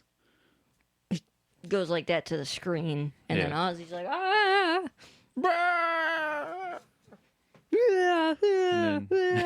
And then Ragman's sitting in his chair, and his hamster's freaking out, and he's doing backflips in there, hamster shit. Who knows what's going on in there? And, he's got a little bowl of macaroni and cheese. And then Sammy with the eye is electrocuting stuff. Not the other Sammy in the room with a Y. And then his mom's like, "What are you doing in there? I was on Love Boat." And then he beats the crap out of his stereo. Yeah, he's trying to get rid of Sammy because he wants to kill his mom. And his mom's like, "Are you okay?" And he comes out of his room all sweaty. And what do you really think's going on? If your teenage son comes out of his room all sweaty, I'd be like, bye. But like, or wait, or was working out or something? I don't. But she knocks on the door, and he's like, I can't talk to anybody right now because Sammy's back there, whirling shit around in his room. Yeah. And then he's like, yeah, I'm sick. After she's like, why are you all sweaty? Or do you have a fever? And he's like, yeah, give me some soup. And he thinks that'll buy him some time. And then by the time she gets back, Sammy starts imitating Eddie's voice. And he's like, Mom, come in here, Mom. He's like, don't come in. Wouldn't you? Like, I figure her reaction would have been a little bit like, why are you talking to yourself? Jeffrey, are you on the marijuana? Marijuana. For the two people that know I'm referencing Mystery Men. He kills the stereo to kill Sammy. Yeah. And then his mom comes in and she, what have you done to your stereo? Why would you do that? Does this kid not know what a damn plug is? Like, unplug it. I wanted a new one. If I were his mom, I would have gotten a baseball bat and be like, well, I need a new son. One that knows how to use a plug. One who doesn't rip down their Judas Priest and poster. Raven posters and stuff. And Anthrax. Raven might not talk to us, but I still like the band. Mm-hmm. So I'm pretty sure we're getting all these scenes way out of order. Oh well. I don't necessarily think so. I think he came out of the record player after that. We're not talking about him coming out. We were talking about him just talking through it. Well, I said he slashed Ozzy's face through the TV. Well, we might be skipping ahead. We don't have to go through every detail because you're gonna watch the movie if you haven't already this year.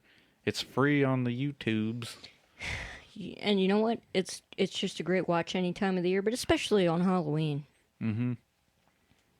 Even though there's like only one mention of trick or treating when that girl goes, "Wow." Okay, we're not getting this out of order because after he smashes the stereo, his mom's like mad at him. Yeah, then he's grounded. So then he calls up Roger and he realizes that tape is still in Timbo's car. And that's what killed Jeannie and sent her to the hospital. Yeah. And so he's grounded and he calls up Roger and he's like, you got to get that tape out of Tim's car. And he's like, okay. Dude dresses like a robber. Yeah. I was like, why? And I guess you're right. He's just a nerd. He doesn't know what's going on. He's like, I guess I wear robbing clothes. And he goes to get like a wire or something to unlock the door. And then he just realizes it's unlocked and he gets tape. But then he goes home and plays it after Eddie specifically says, I want you to destroy that. Don't play it. Yeah, but I mean, you can't really blame the guy because he hung up the phone and he was like, that guy is a tank low or whatever he said. A quart low. A quart low. And then you could tell he kind of thinks it over and he puts in the tape and he goes to make himself a peanut butter chocolate milkshake or something. Yeah, like because that. every time we watch it, he's like, who makes chocolate milk in the blender? But I remember that he puts peanut butter in, which, you know what? I am curious. Well, I don't really like milk. I don't know. I wouldn't try that. But, like, he hears this giant pop. Like, something exploded, clearly. And then he just goes to get the peanut butter. Well, I got to put the peanut butter in there. I'm almost done. I could have this delicious drink 2 seconds earlier, even if my living room's on fire. And then his blender goes off and splashes it out everywhere. And that's where he's like, oh, I better check on what's going on in there. And then Sammy Kerr comes through his speakers. Hey, Raj. I'm a big fan. And he's like, shut up. I've got all your albums. But he just messing with Roger, and he's like, play that tape or I'm going to kill you, pretty much. Yeah, and play it at Halloween dance or whatever it was. Mm-hmm. Because I guess that was his plan in the first place. And then that's when he pulls Large Marge out of the TV. Yes. And it's like this little weird looking gnome. Yeah, when he pulls it out of the TV into real life. It's like his little scrunched up little like elf looking old lady burnt corpse thing, and then he throws it on the floor and ashes go everywhere. And then Roger's like, okay, I'll play the tape. And then he goes away. And then it cuts back to Roger just vacuuming up the ashes. The old lady. What is his mom going to think when she goes to empty out the vacuum? Honey? Why is there an old dead lady in our vacuum cleaner?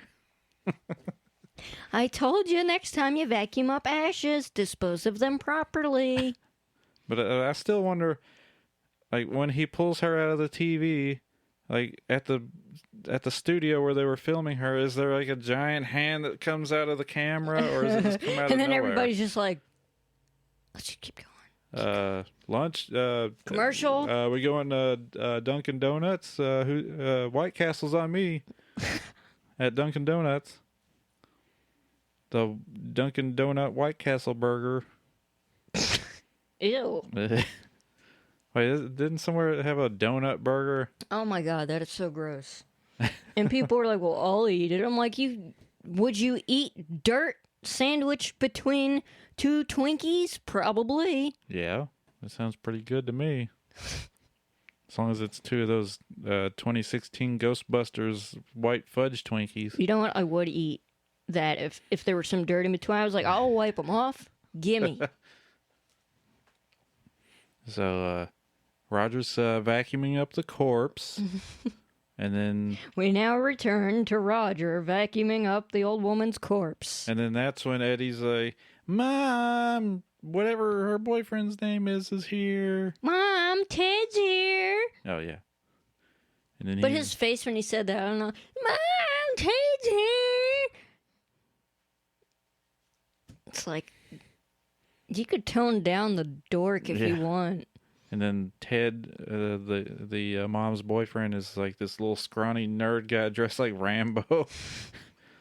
And then what was she? She was dressed like something weird, wasn't she? She had on like a tutu or something. Yeah.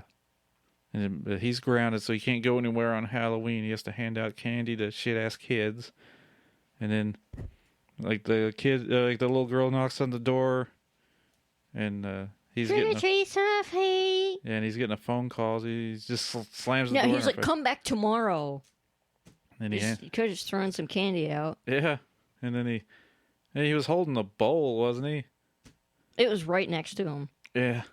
So he goes and answers the phone, and it's Leslie Nielsen. And there's some music playing in the background. It's not Leslie Nielsen. It's Leslie, that girl. Yeah, there's some music playing in the background. She's like, "Where are you? Why aren't you at the dance?" And he's like, "What's that music playing?" And then it's Roger had not played Judas Priest. He played backwards Sammy Kerr music. And then, yeah, because she walked up to him. Leslie was wondering where Eddie was at the dance. But she walked up to him and said, Judas? And obviously that's supposed to mean that he's Judas. But who calls Judas Priest Judas? Yeah, you say priest. Hey, you want to listen to some Judas? My dad actually said that, like, my dad wasn't super into Judas Priest, but I sure was. And he'd be like, you listen to Judas? And then, yes. Okay, Dad. Pop. I call him Pop. Yeah. So he's playing the backwards Sammy Kerr tape. And then Sammy Kerr comes and plays a concert for all the kids and throws out free candy. And by free candy, he means death. Lightning bolts out of a bolt of lightning. Yeah, well, the guy from the band that was the special effects guy, he's like going to check his amp, and he's like, "Why isn't this working?" And then Sammy Kerr reaches out of his Schnell because they couldn't use Marshalls. Yeah, it was called Schmell. Or Schnell or something like that. I like to think it's called Schmell. What's that Schmell? What's that Schmell you're the using? amps are like cardboard boxes with that painted on it with some lights. Yeah, in but it. it's in the Marshall font. Yeah. And it's supposed to look like a Marshall. Even though most movies just take the Marshall logos off if they don't want to have the Marshall logos showing. Excuse me. Cover them up with tape.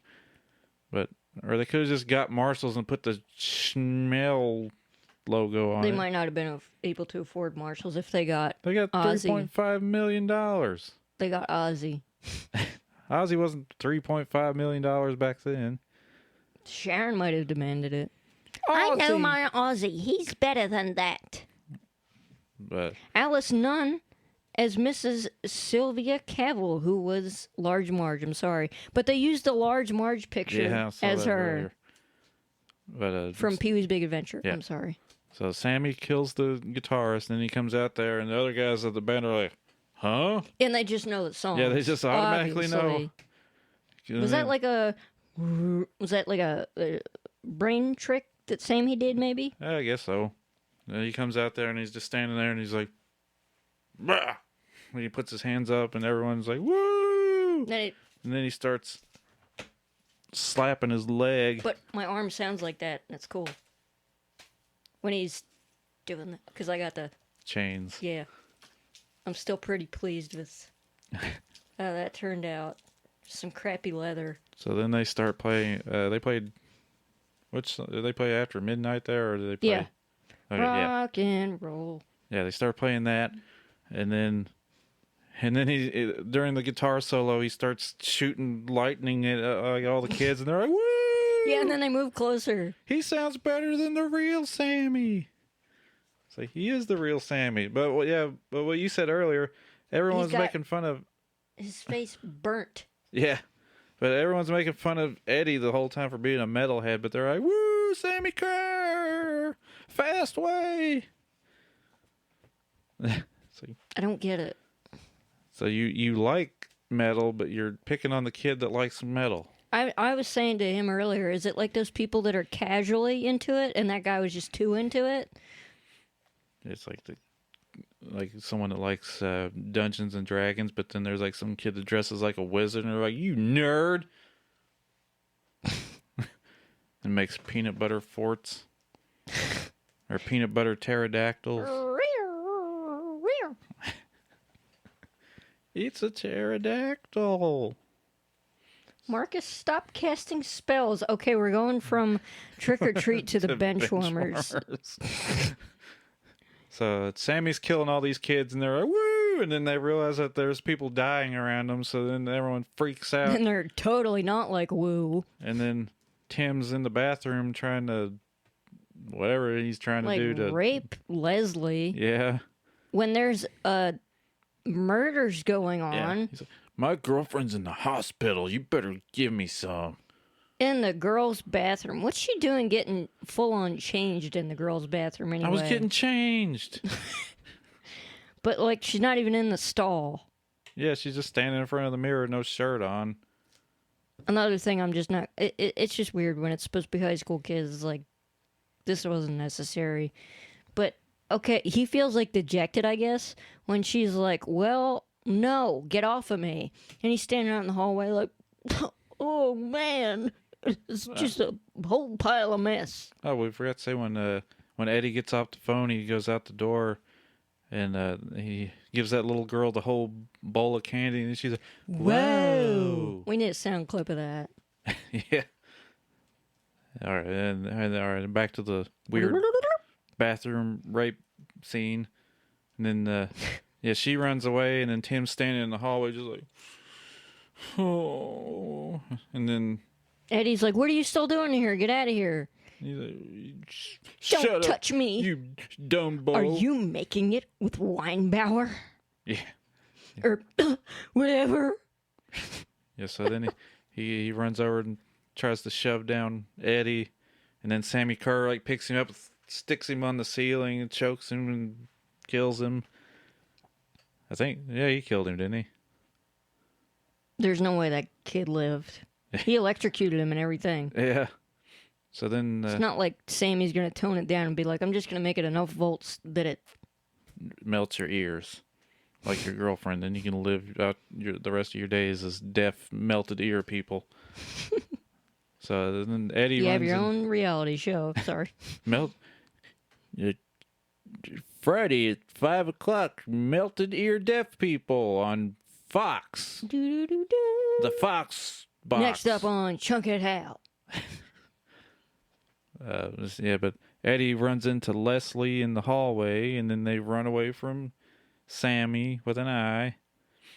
And then he's like, we gotta find the breaker box. And then they find the breaker box, and then he's like busting it open, or he tries to. And then Sammy's like pushing him over towards the door, and then Roger comes. He's, I've got a. But why did he, when he first saw Roger, he was like, Roger, Roger. It's like, yes, let the killer know exactly where your friend who's trying to help you is. And he's like, it's too late. It's He's like, I've got to do something. I gotta do something right or something. Yeah, and then he shoves a crowbar into Sammy Kerr's butt. I moved the box. Sorry. Oh. Yeah, and then Sammy Kerr vanishes, and they're like, yeah, we did it. And then he destroys the tape. And they're like, yeah, the movie's over. Boo, blimp, blimp, blimp, doop, beep, beep. And then he's like, oh, wait. There's still one more tape. There's more. There's still one more tape at WK, whatever it was. It looked like Whiz Biz or something. WZLP. It was giant wooden letters, too. Was it WZLP? Is W something? Yeah, probably. Something along those lines. I'm the nuke at WZLP. What is this? I don't know. So they go. They're like, how are we going to get... Oh, the cops start chasing them because they think Eddie killed all the people. They think he was Sammy Kerr. So then he's running away from the cops. How could you make that mistake? Two totally different... Yeah, he wasn't even there. Sammy Kerr is 38 in the movie when he died. And Eddie Weinbauer... is 17. Is a small boy. And he's very short because I think that girl's taller than him. But he's running from the cops, and then that's when he's like, yeah, there's still one more at the radio station. How are we going to get there? Let's take my mom's car. So they go back to his house and try to steal his mom's Pinto station wagon, and it doesn't work. Because Sammy comes through there. Yeah. Because it's already playing through the radio, and everybody that's got a radio on, that I guess is automatically tuned to that station. Yeah, because the DJ Nuke was like, we're going to play this next track backwards. Crank it up. In the spirit of Halloween. Honda Civic time. I hate that guy. I hate that guy. I have wished that I could just turn into Stone Cold Steve Austin for 10 minutes and go down and just beat the ever-loving shit out of that guy. Or at least make him put a stock muffler back on his car. No, because if you're revving up your stupid Honda Civic at 3 a.m, I want to beat your ass. Which it is currently 11:35. Yeah, but that dude's been up at like 3 a.m. Yeah, I know.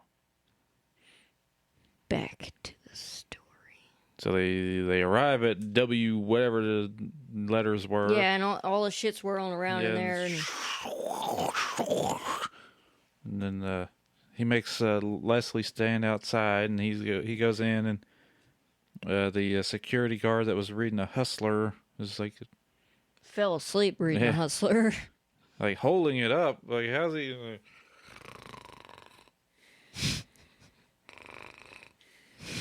That's now the rest of the podcast, is him snoring. So, was he dead when he got there? Or was he still asleep? He was asleep. Oh, yeah. So he goes in, and he fights through the electric, and he kills the tape. And then, what was it? He took over another car and was about to run over Leslie outside or something like that? Yeah. Yeah, but then he kills the tape in time, and then she's fine. And then he's like a DJ, or he's pretending to be at the end, like playing make believe. Yeah. Mom, I'm going to be playing make believe in my room. Please don't come in. Yeah, because me and my hamster have a radio show now. Because we're starting our own radio podcast. 40 years ahead of time, or 30. Yeah, but he starts playing. Yeah, he starts playing Sammy Kerr music. The guy that just tried to kill you, and you had to like fight for your life to save you and your girl and Roger. I mean, he must really like them. He's like, well, I already ripped down all my other posters. I might as well like this one because it's the only one I've got. I'm not gonna put on Impaler or Exciter or anything. I gotta put on the Sammy Kerr album that he destroyed. Hey, wait, he destroyed the album, so how is he playing it again? Well, they had copy. No, I don't know. He destroyed them all. I guess. Well, I think they just put that song in the credits. I don't think he was actually playing it. Yeah, but it made it look like he was like, Yeah. "Hey, everybody, this is my mouth." And you say, this next one is called If You Could See. This next one. It's the last song that's off of their second album. Like the last two songs, like Heft is off of Fastway, and then The pictures for anybody watching on the back of this. You guys chose those? It's like everybody making the goofiest. Oh, and the part that they pause on the news when they announce that Sammy Kerr's dead, and he's like, yeah, it's like the worst picture, and then it says like 19 something something to 1986, and it's like not even gonna get a good picture of the dude for his memorial for a brief 5 seconds on a thing that you're shitting on him for. nope. Oh, and like- that when he's on TV and Eddie was doing the laundry, and then he realizes that that's his boy. That's his boy on TV, and he goes up and he's like, "Yeah, Yeah, yeah, come on."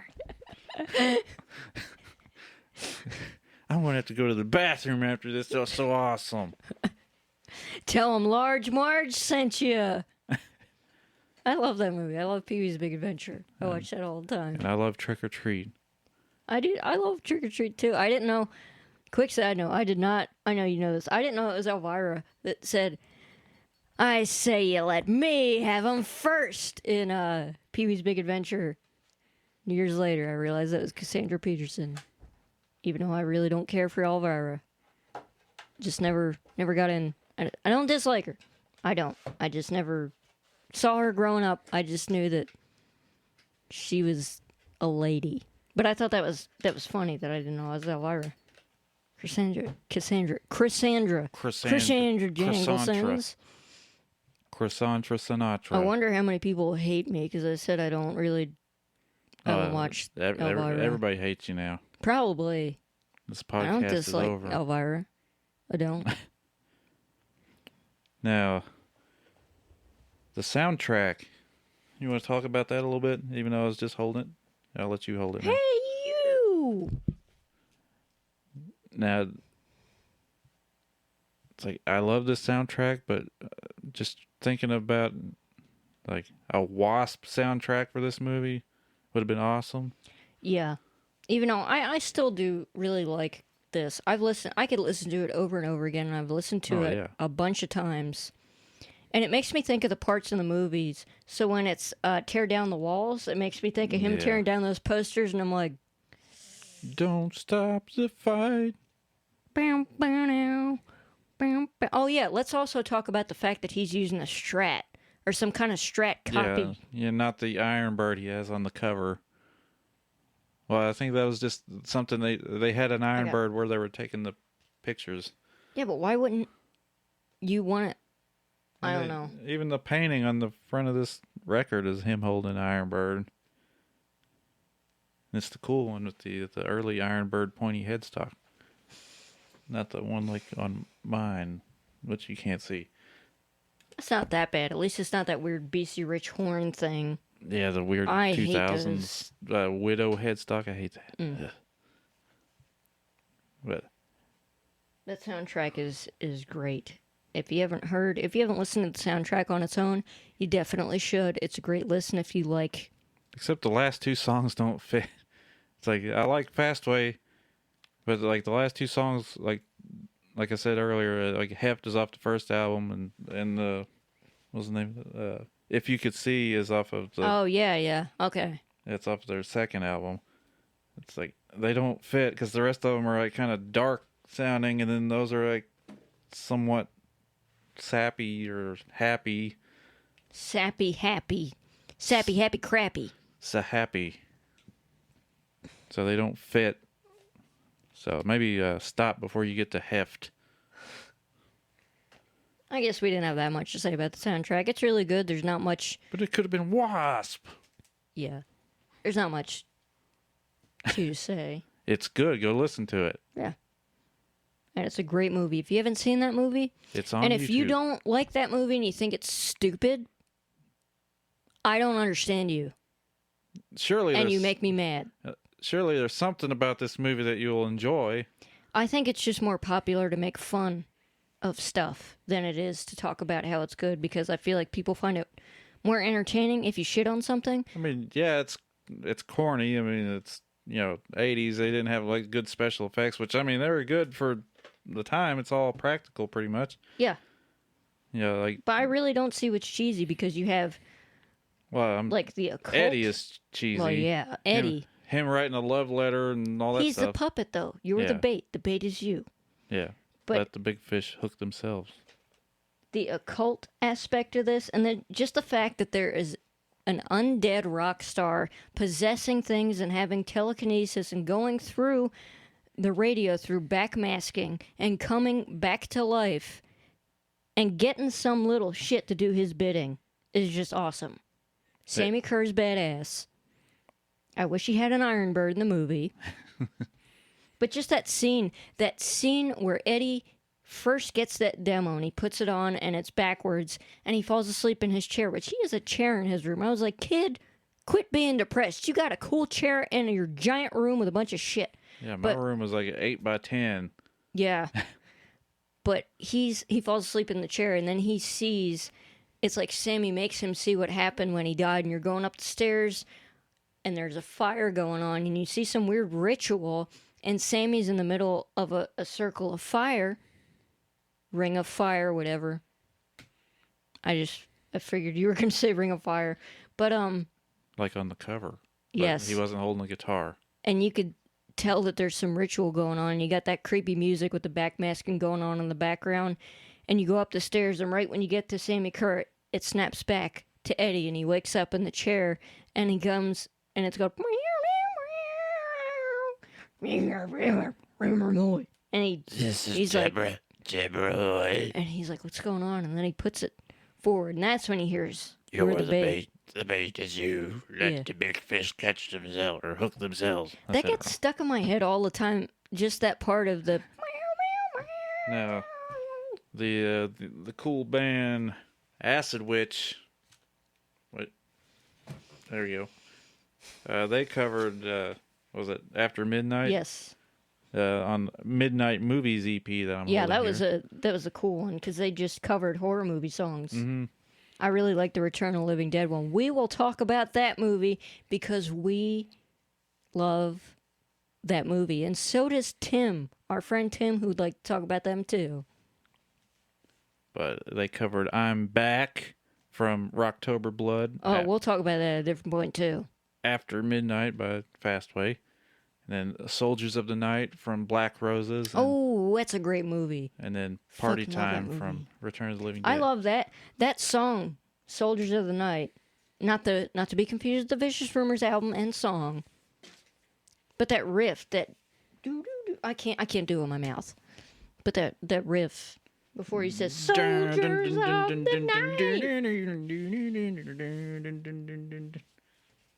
Something like that. Yes. Acid Witch. Yeah, Acid Witch Really is awesome. great band. And, We saw them live. They were great live at Blood of the Wolf. and they were nice guys.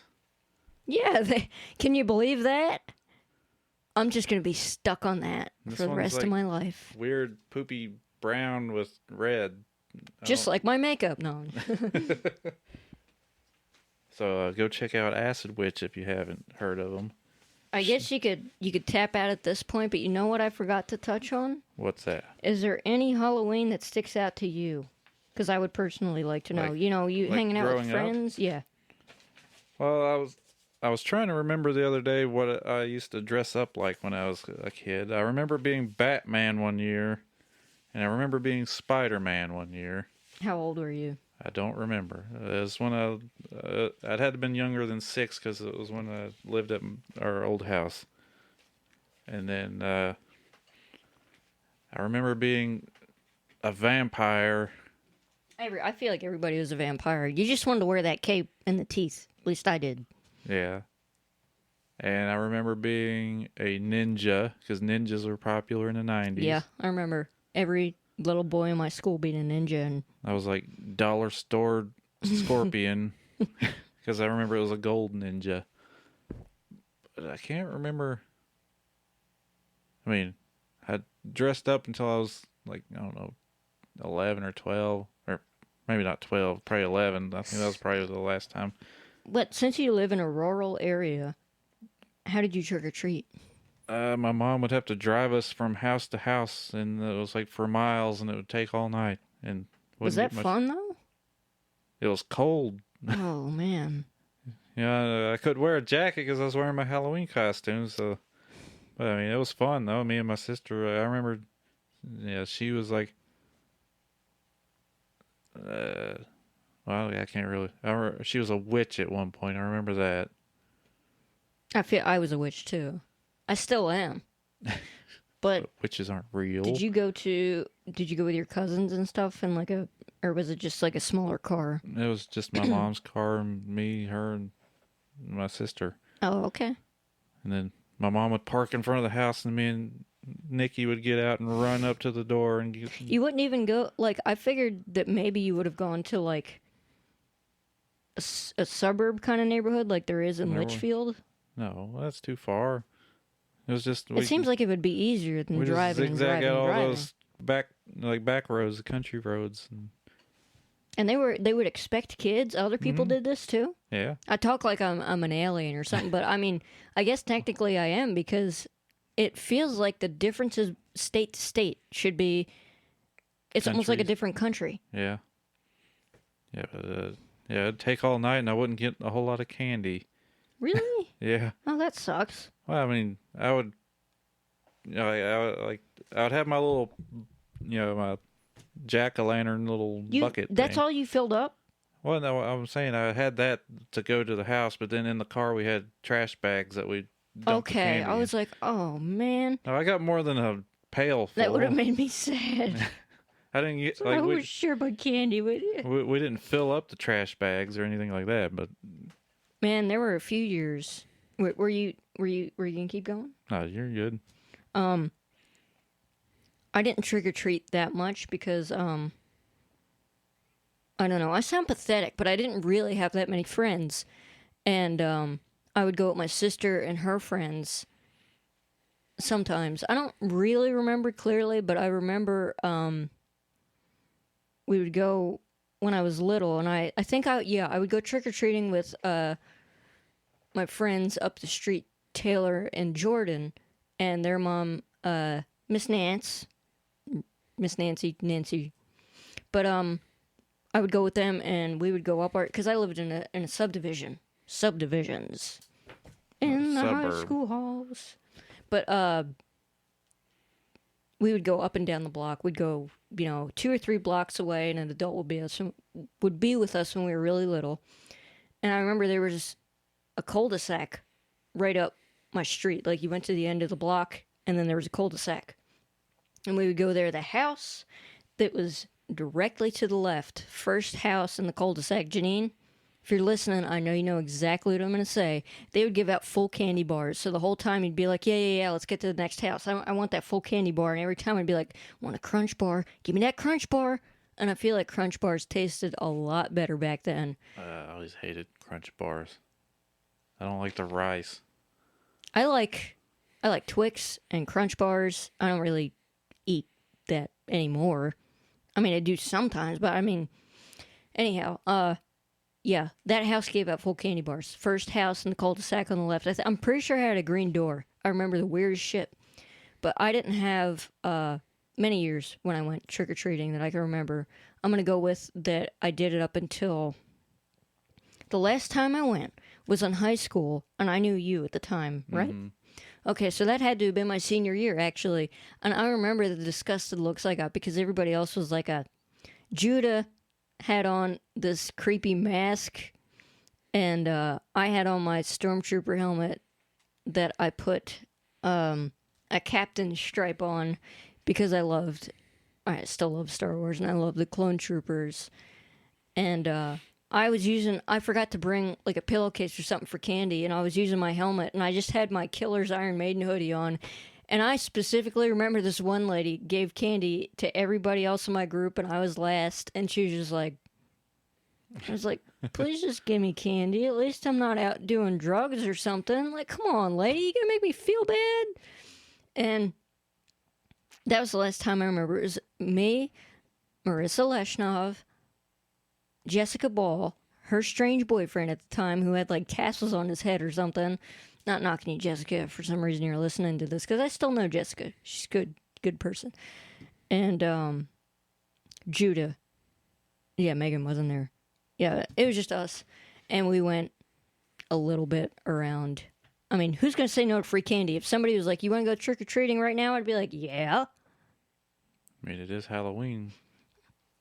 Yeah, but now it's like You want to go to a trunk or treat. Yeah, trunk or treat parking lot thing.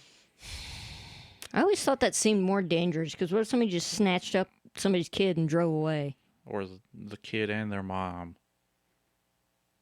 Yeah, it's a possibility. What if it was the redneck beast or the hillbilly beast? Redneck beast? That sounds like a backyard wrestling game. Or the super the beast. redneck beast. Or the super beast. Here our hero. Super beast. Well, you know what? What did you dress up like when you were a kid?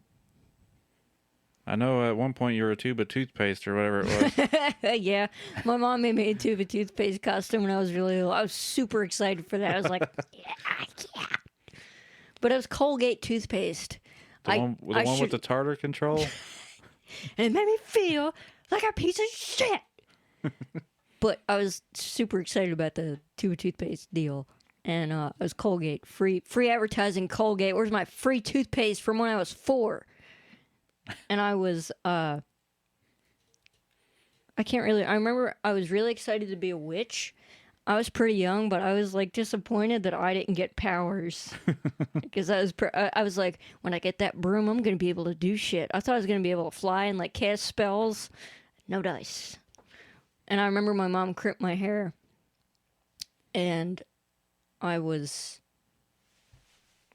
didn't like dressing up because I remember I went over to my friend Lisa's house and she was like, we're going to dress up. And I remember I played field hockey at the time and I had some old socks and I cut my field hockey socks into gloves and she was like, what are you supposed to be? And I was like, dead rock star. I remember thinking like, did that just come out of my mouth? But I don't know. I just wanted to hang out. I still talk to Lisa sometimes too. I just remembered one of my sister's costumes. She was a fairy, and she had like big rainbowy wings. Because I remember like afterwards, like she kept the wings in her closet, and she used to make me wear them for some reason. Repressed memories coming up this episode on Shock 'em Dead podcast, Halloween edition. I remember Janine was like a goon in the mafia or something one year for Halloween, and she had like a fake mustache that she put on and a hat and everything. Janine, do you remember that? Was this when she was a little kid? No, this is when she was in high school. Like, why'd you go trick-or-treating when you're in high school? That's weird. We were like 17. I quit when I was like 11. Free candy. I mean, you know me. I love candy more than anybody else in the world, but it's for babies. Napoleon, how can anybody even know that? But we try to say we were having fun. And if I would have went if I was 13, if I would have went up to someone's house and was like trick or treat, they'd been like, "Get out of here, you 40-year-old man." People were that mean? Yeah, they didn't give you candy if you were big. Okay, I got big quick. I'm like 6'2". Well, I guess in New Jersey where we lived, it was normal because I would see a lot of kids. Like, sometimes when I would hand out candy, because I just didn't feel like going trick-or-treating or whatever, it would be older kids. I didn't give a shit. I was like, here, take some. Because it would usually be people, I just remembered, wow, there's no way he'd be listening to this. But my old friend Jovan, from like 2nd to 4th grade, he stayed at my house to catch the bus because his mom would go to work early. We used to play Pokemon together on the Super Game Boy. And he didn't talk to me after, we got older in like 5th grade. And I remember I was about to go somewhere, but I was handing out candy in the meantime, and he came up to the house, and it was so awkward because I was like, "Hey, Jovan," and he was just like, "Mm-mm." I was like, "Wow." No candy for you. Yeah, I know, but he was. I got no candy for you. He's bringing his little brother around, and I was like, "You're one cold motherfucker. Here's your candy." I couldn't believe that though. I was like, "Wow, you just ruined my day, buddy." I don't even know what he's up to now. Yep. I remember handing out candy, and do you remember how my mom's old porch was? It's just, just a flat porch with some stairs to the side. And like this little kid, I can't remember what he was dressed up like, some cartoon character, some little kid thing. I didn't know what it was. He's coming up the stairs and he tripped. He just slammed down on the porch, and I was cracked up. And his mom was like, "It wasn't funny." I was like, "I'm sorry, yeah, it was." Little fella, I'm sorry, but your son eating shit was pretty funny. Here's some candy. It was funny. I gave him extra candy because he was crying. Here, wipe your tears with this Snickers bar, kid. Did you shit your pants too? Probably. It's not funny. This wasn't Halloween related, but it was Halloween costume related. The time I went to my friend Aaron, who also named as Aaron, I went to his house for his birthday party, and he made me put on his old Halloween costume. There's this little kid there, it was like the neighbor kid, and he was hanging out with us. And whatever it is going. I scared him, and he crapped himself. And his mom, Aaron's mom, ended up having to take him home because he stank up the house because he crapped so much. I mean, he like filled his underwear where it was like coming out of him. What was the costume? It was just like a weird little mask, like demon mask thing. Like I was about to say, if it's like a sheet with I had a cloak over me, so it wasn't scary, but it was to him. Maybe he just had a lot of poop build up, and he wanted an excuse to shit himself. He only had one eye at the time.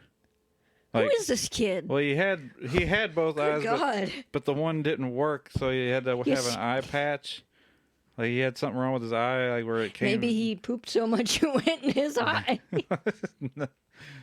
I remember his dad, like, because he lived across the street from Aaron's grandpa's house, and I used to go over, like me and Aaron would go to his grandpa's house, and we went across the street to that kid's house, and it was like weeks later, and the guy was like, I heard you scared, whatever his name was. It's like Travis or something like that. I can't remember. Whatever the little boy's name is, he's probably like 27 by now. He's like, I heard you scared him. And I was like, yeah, I'm sorry. And he's like, yeah, it was pretty funny. Damn. That's cold. Well, on that note, I think we're going to wrap this up because it's been a while. 2 hours. Oh, man. 9 minutes. I hope you enjoyed this, and if you made it this far, that's pretty cool. I hope you have a good Halloween. You enjoyed this Halloween special, and if anybody wants to tell us about a Halloween memory that they have or anything creepy or any urban legends or what they think of Trick or Treat, let us know in the comments or, message the Shock 'em Dead podcast. And if you want to send us something for any reason, the P.O. box is down in the description. Yep, and the audio version will also be down in the description. And hopefully there will be clips from this one because it's long as hell. Yeah. All right. See ya. Thanks, everybody. Thanks Have for a listening. happy Halloween. Take care.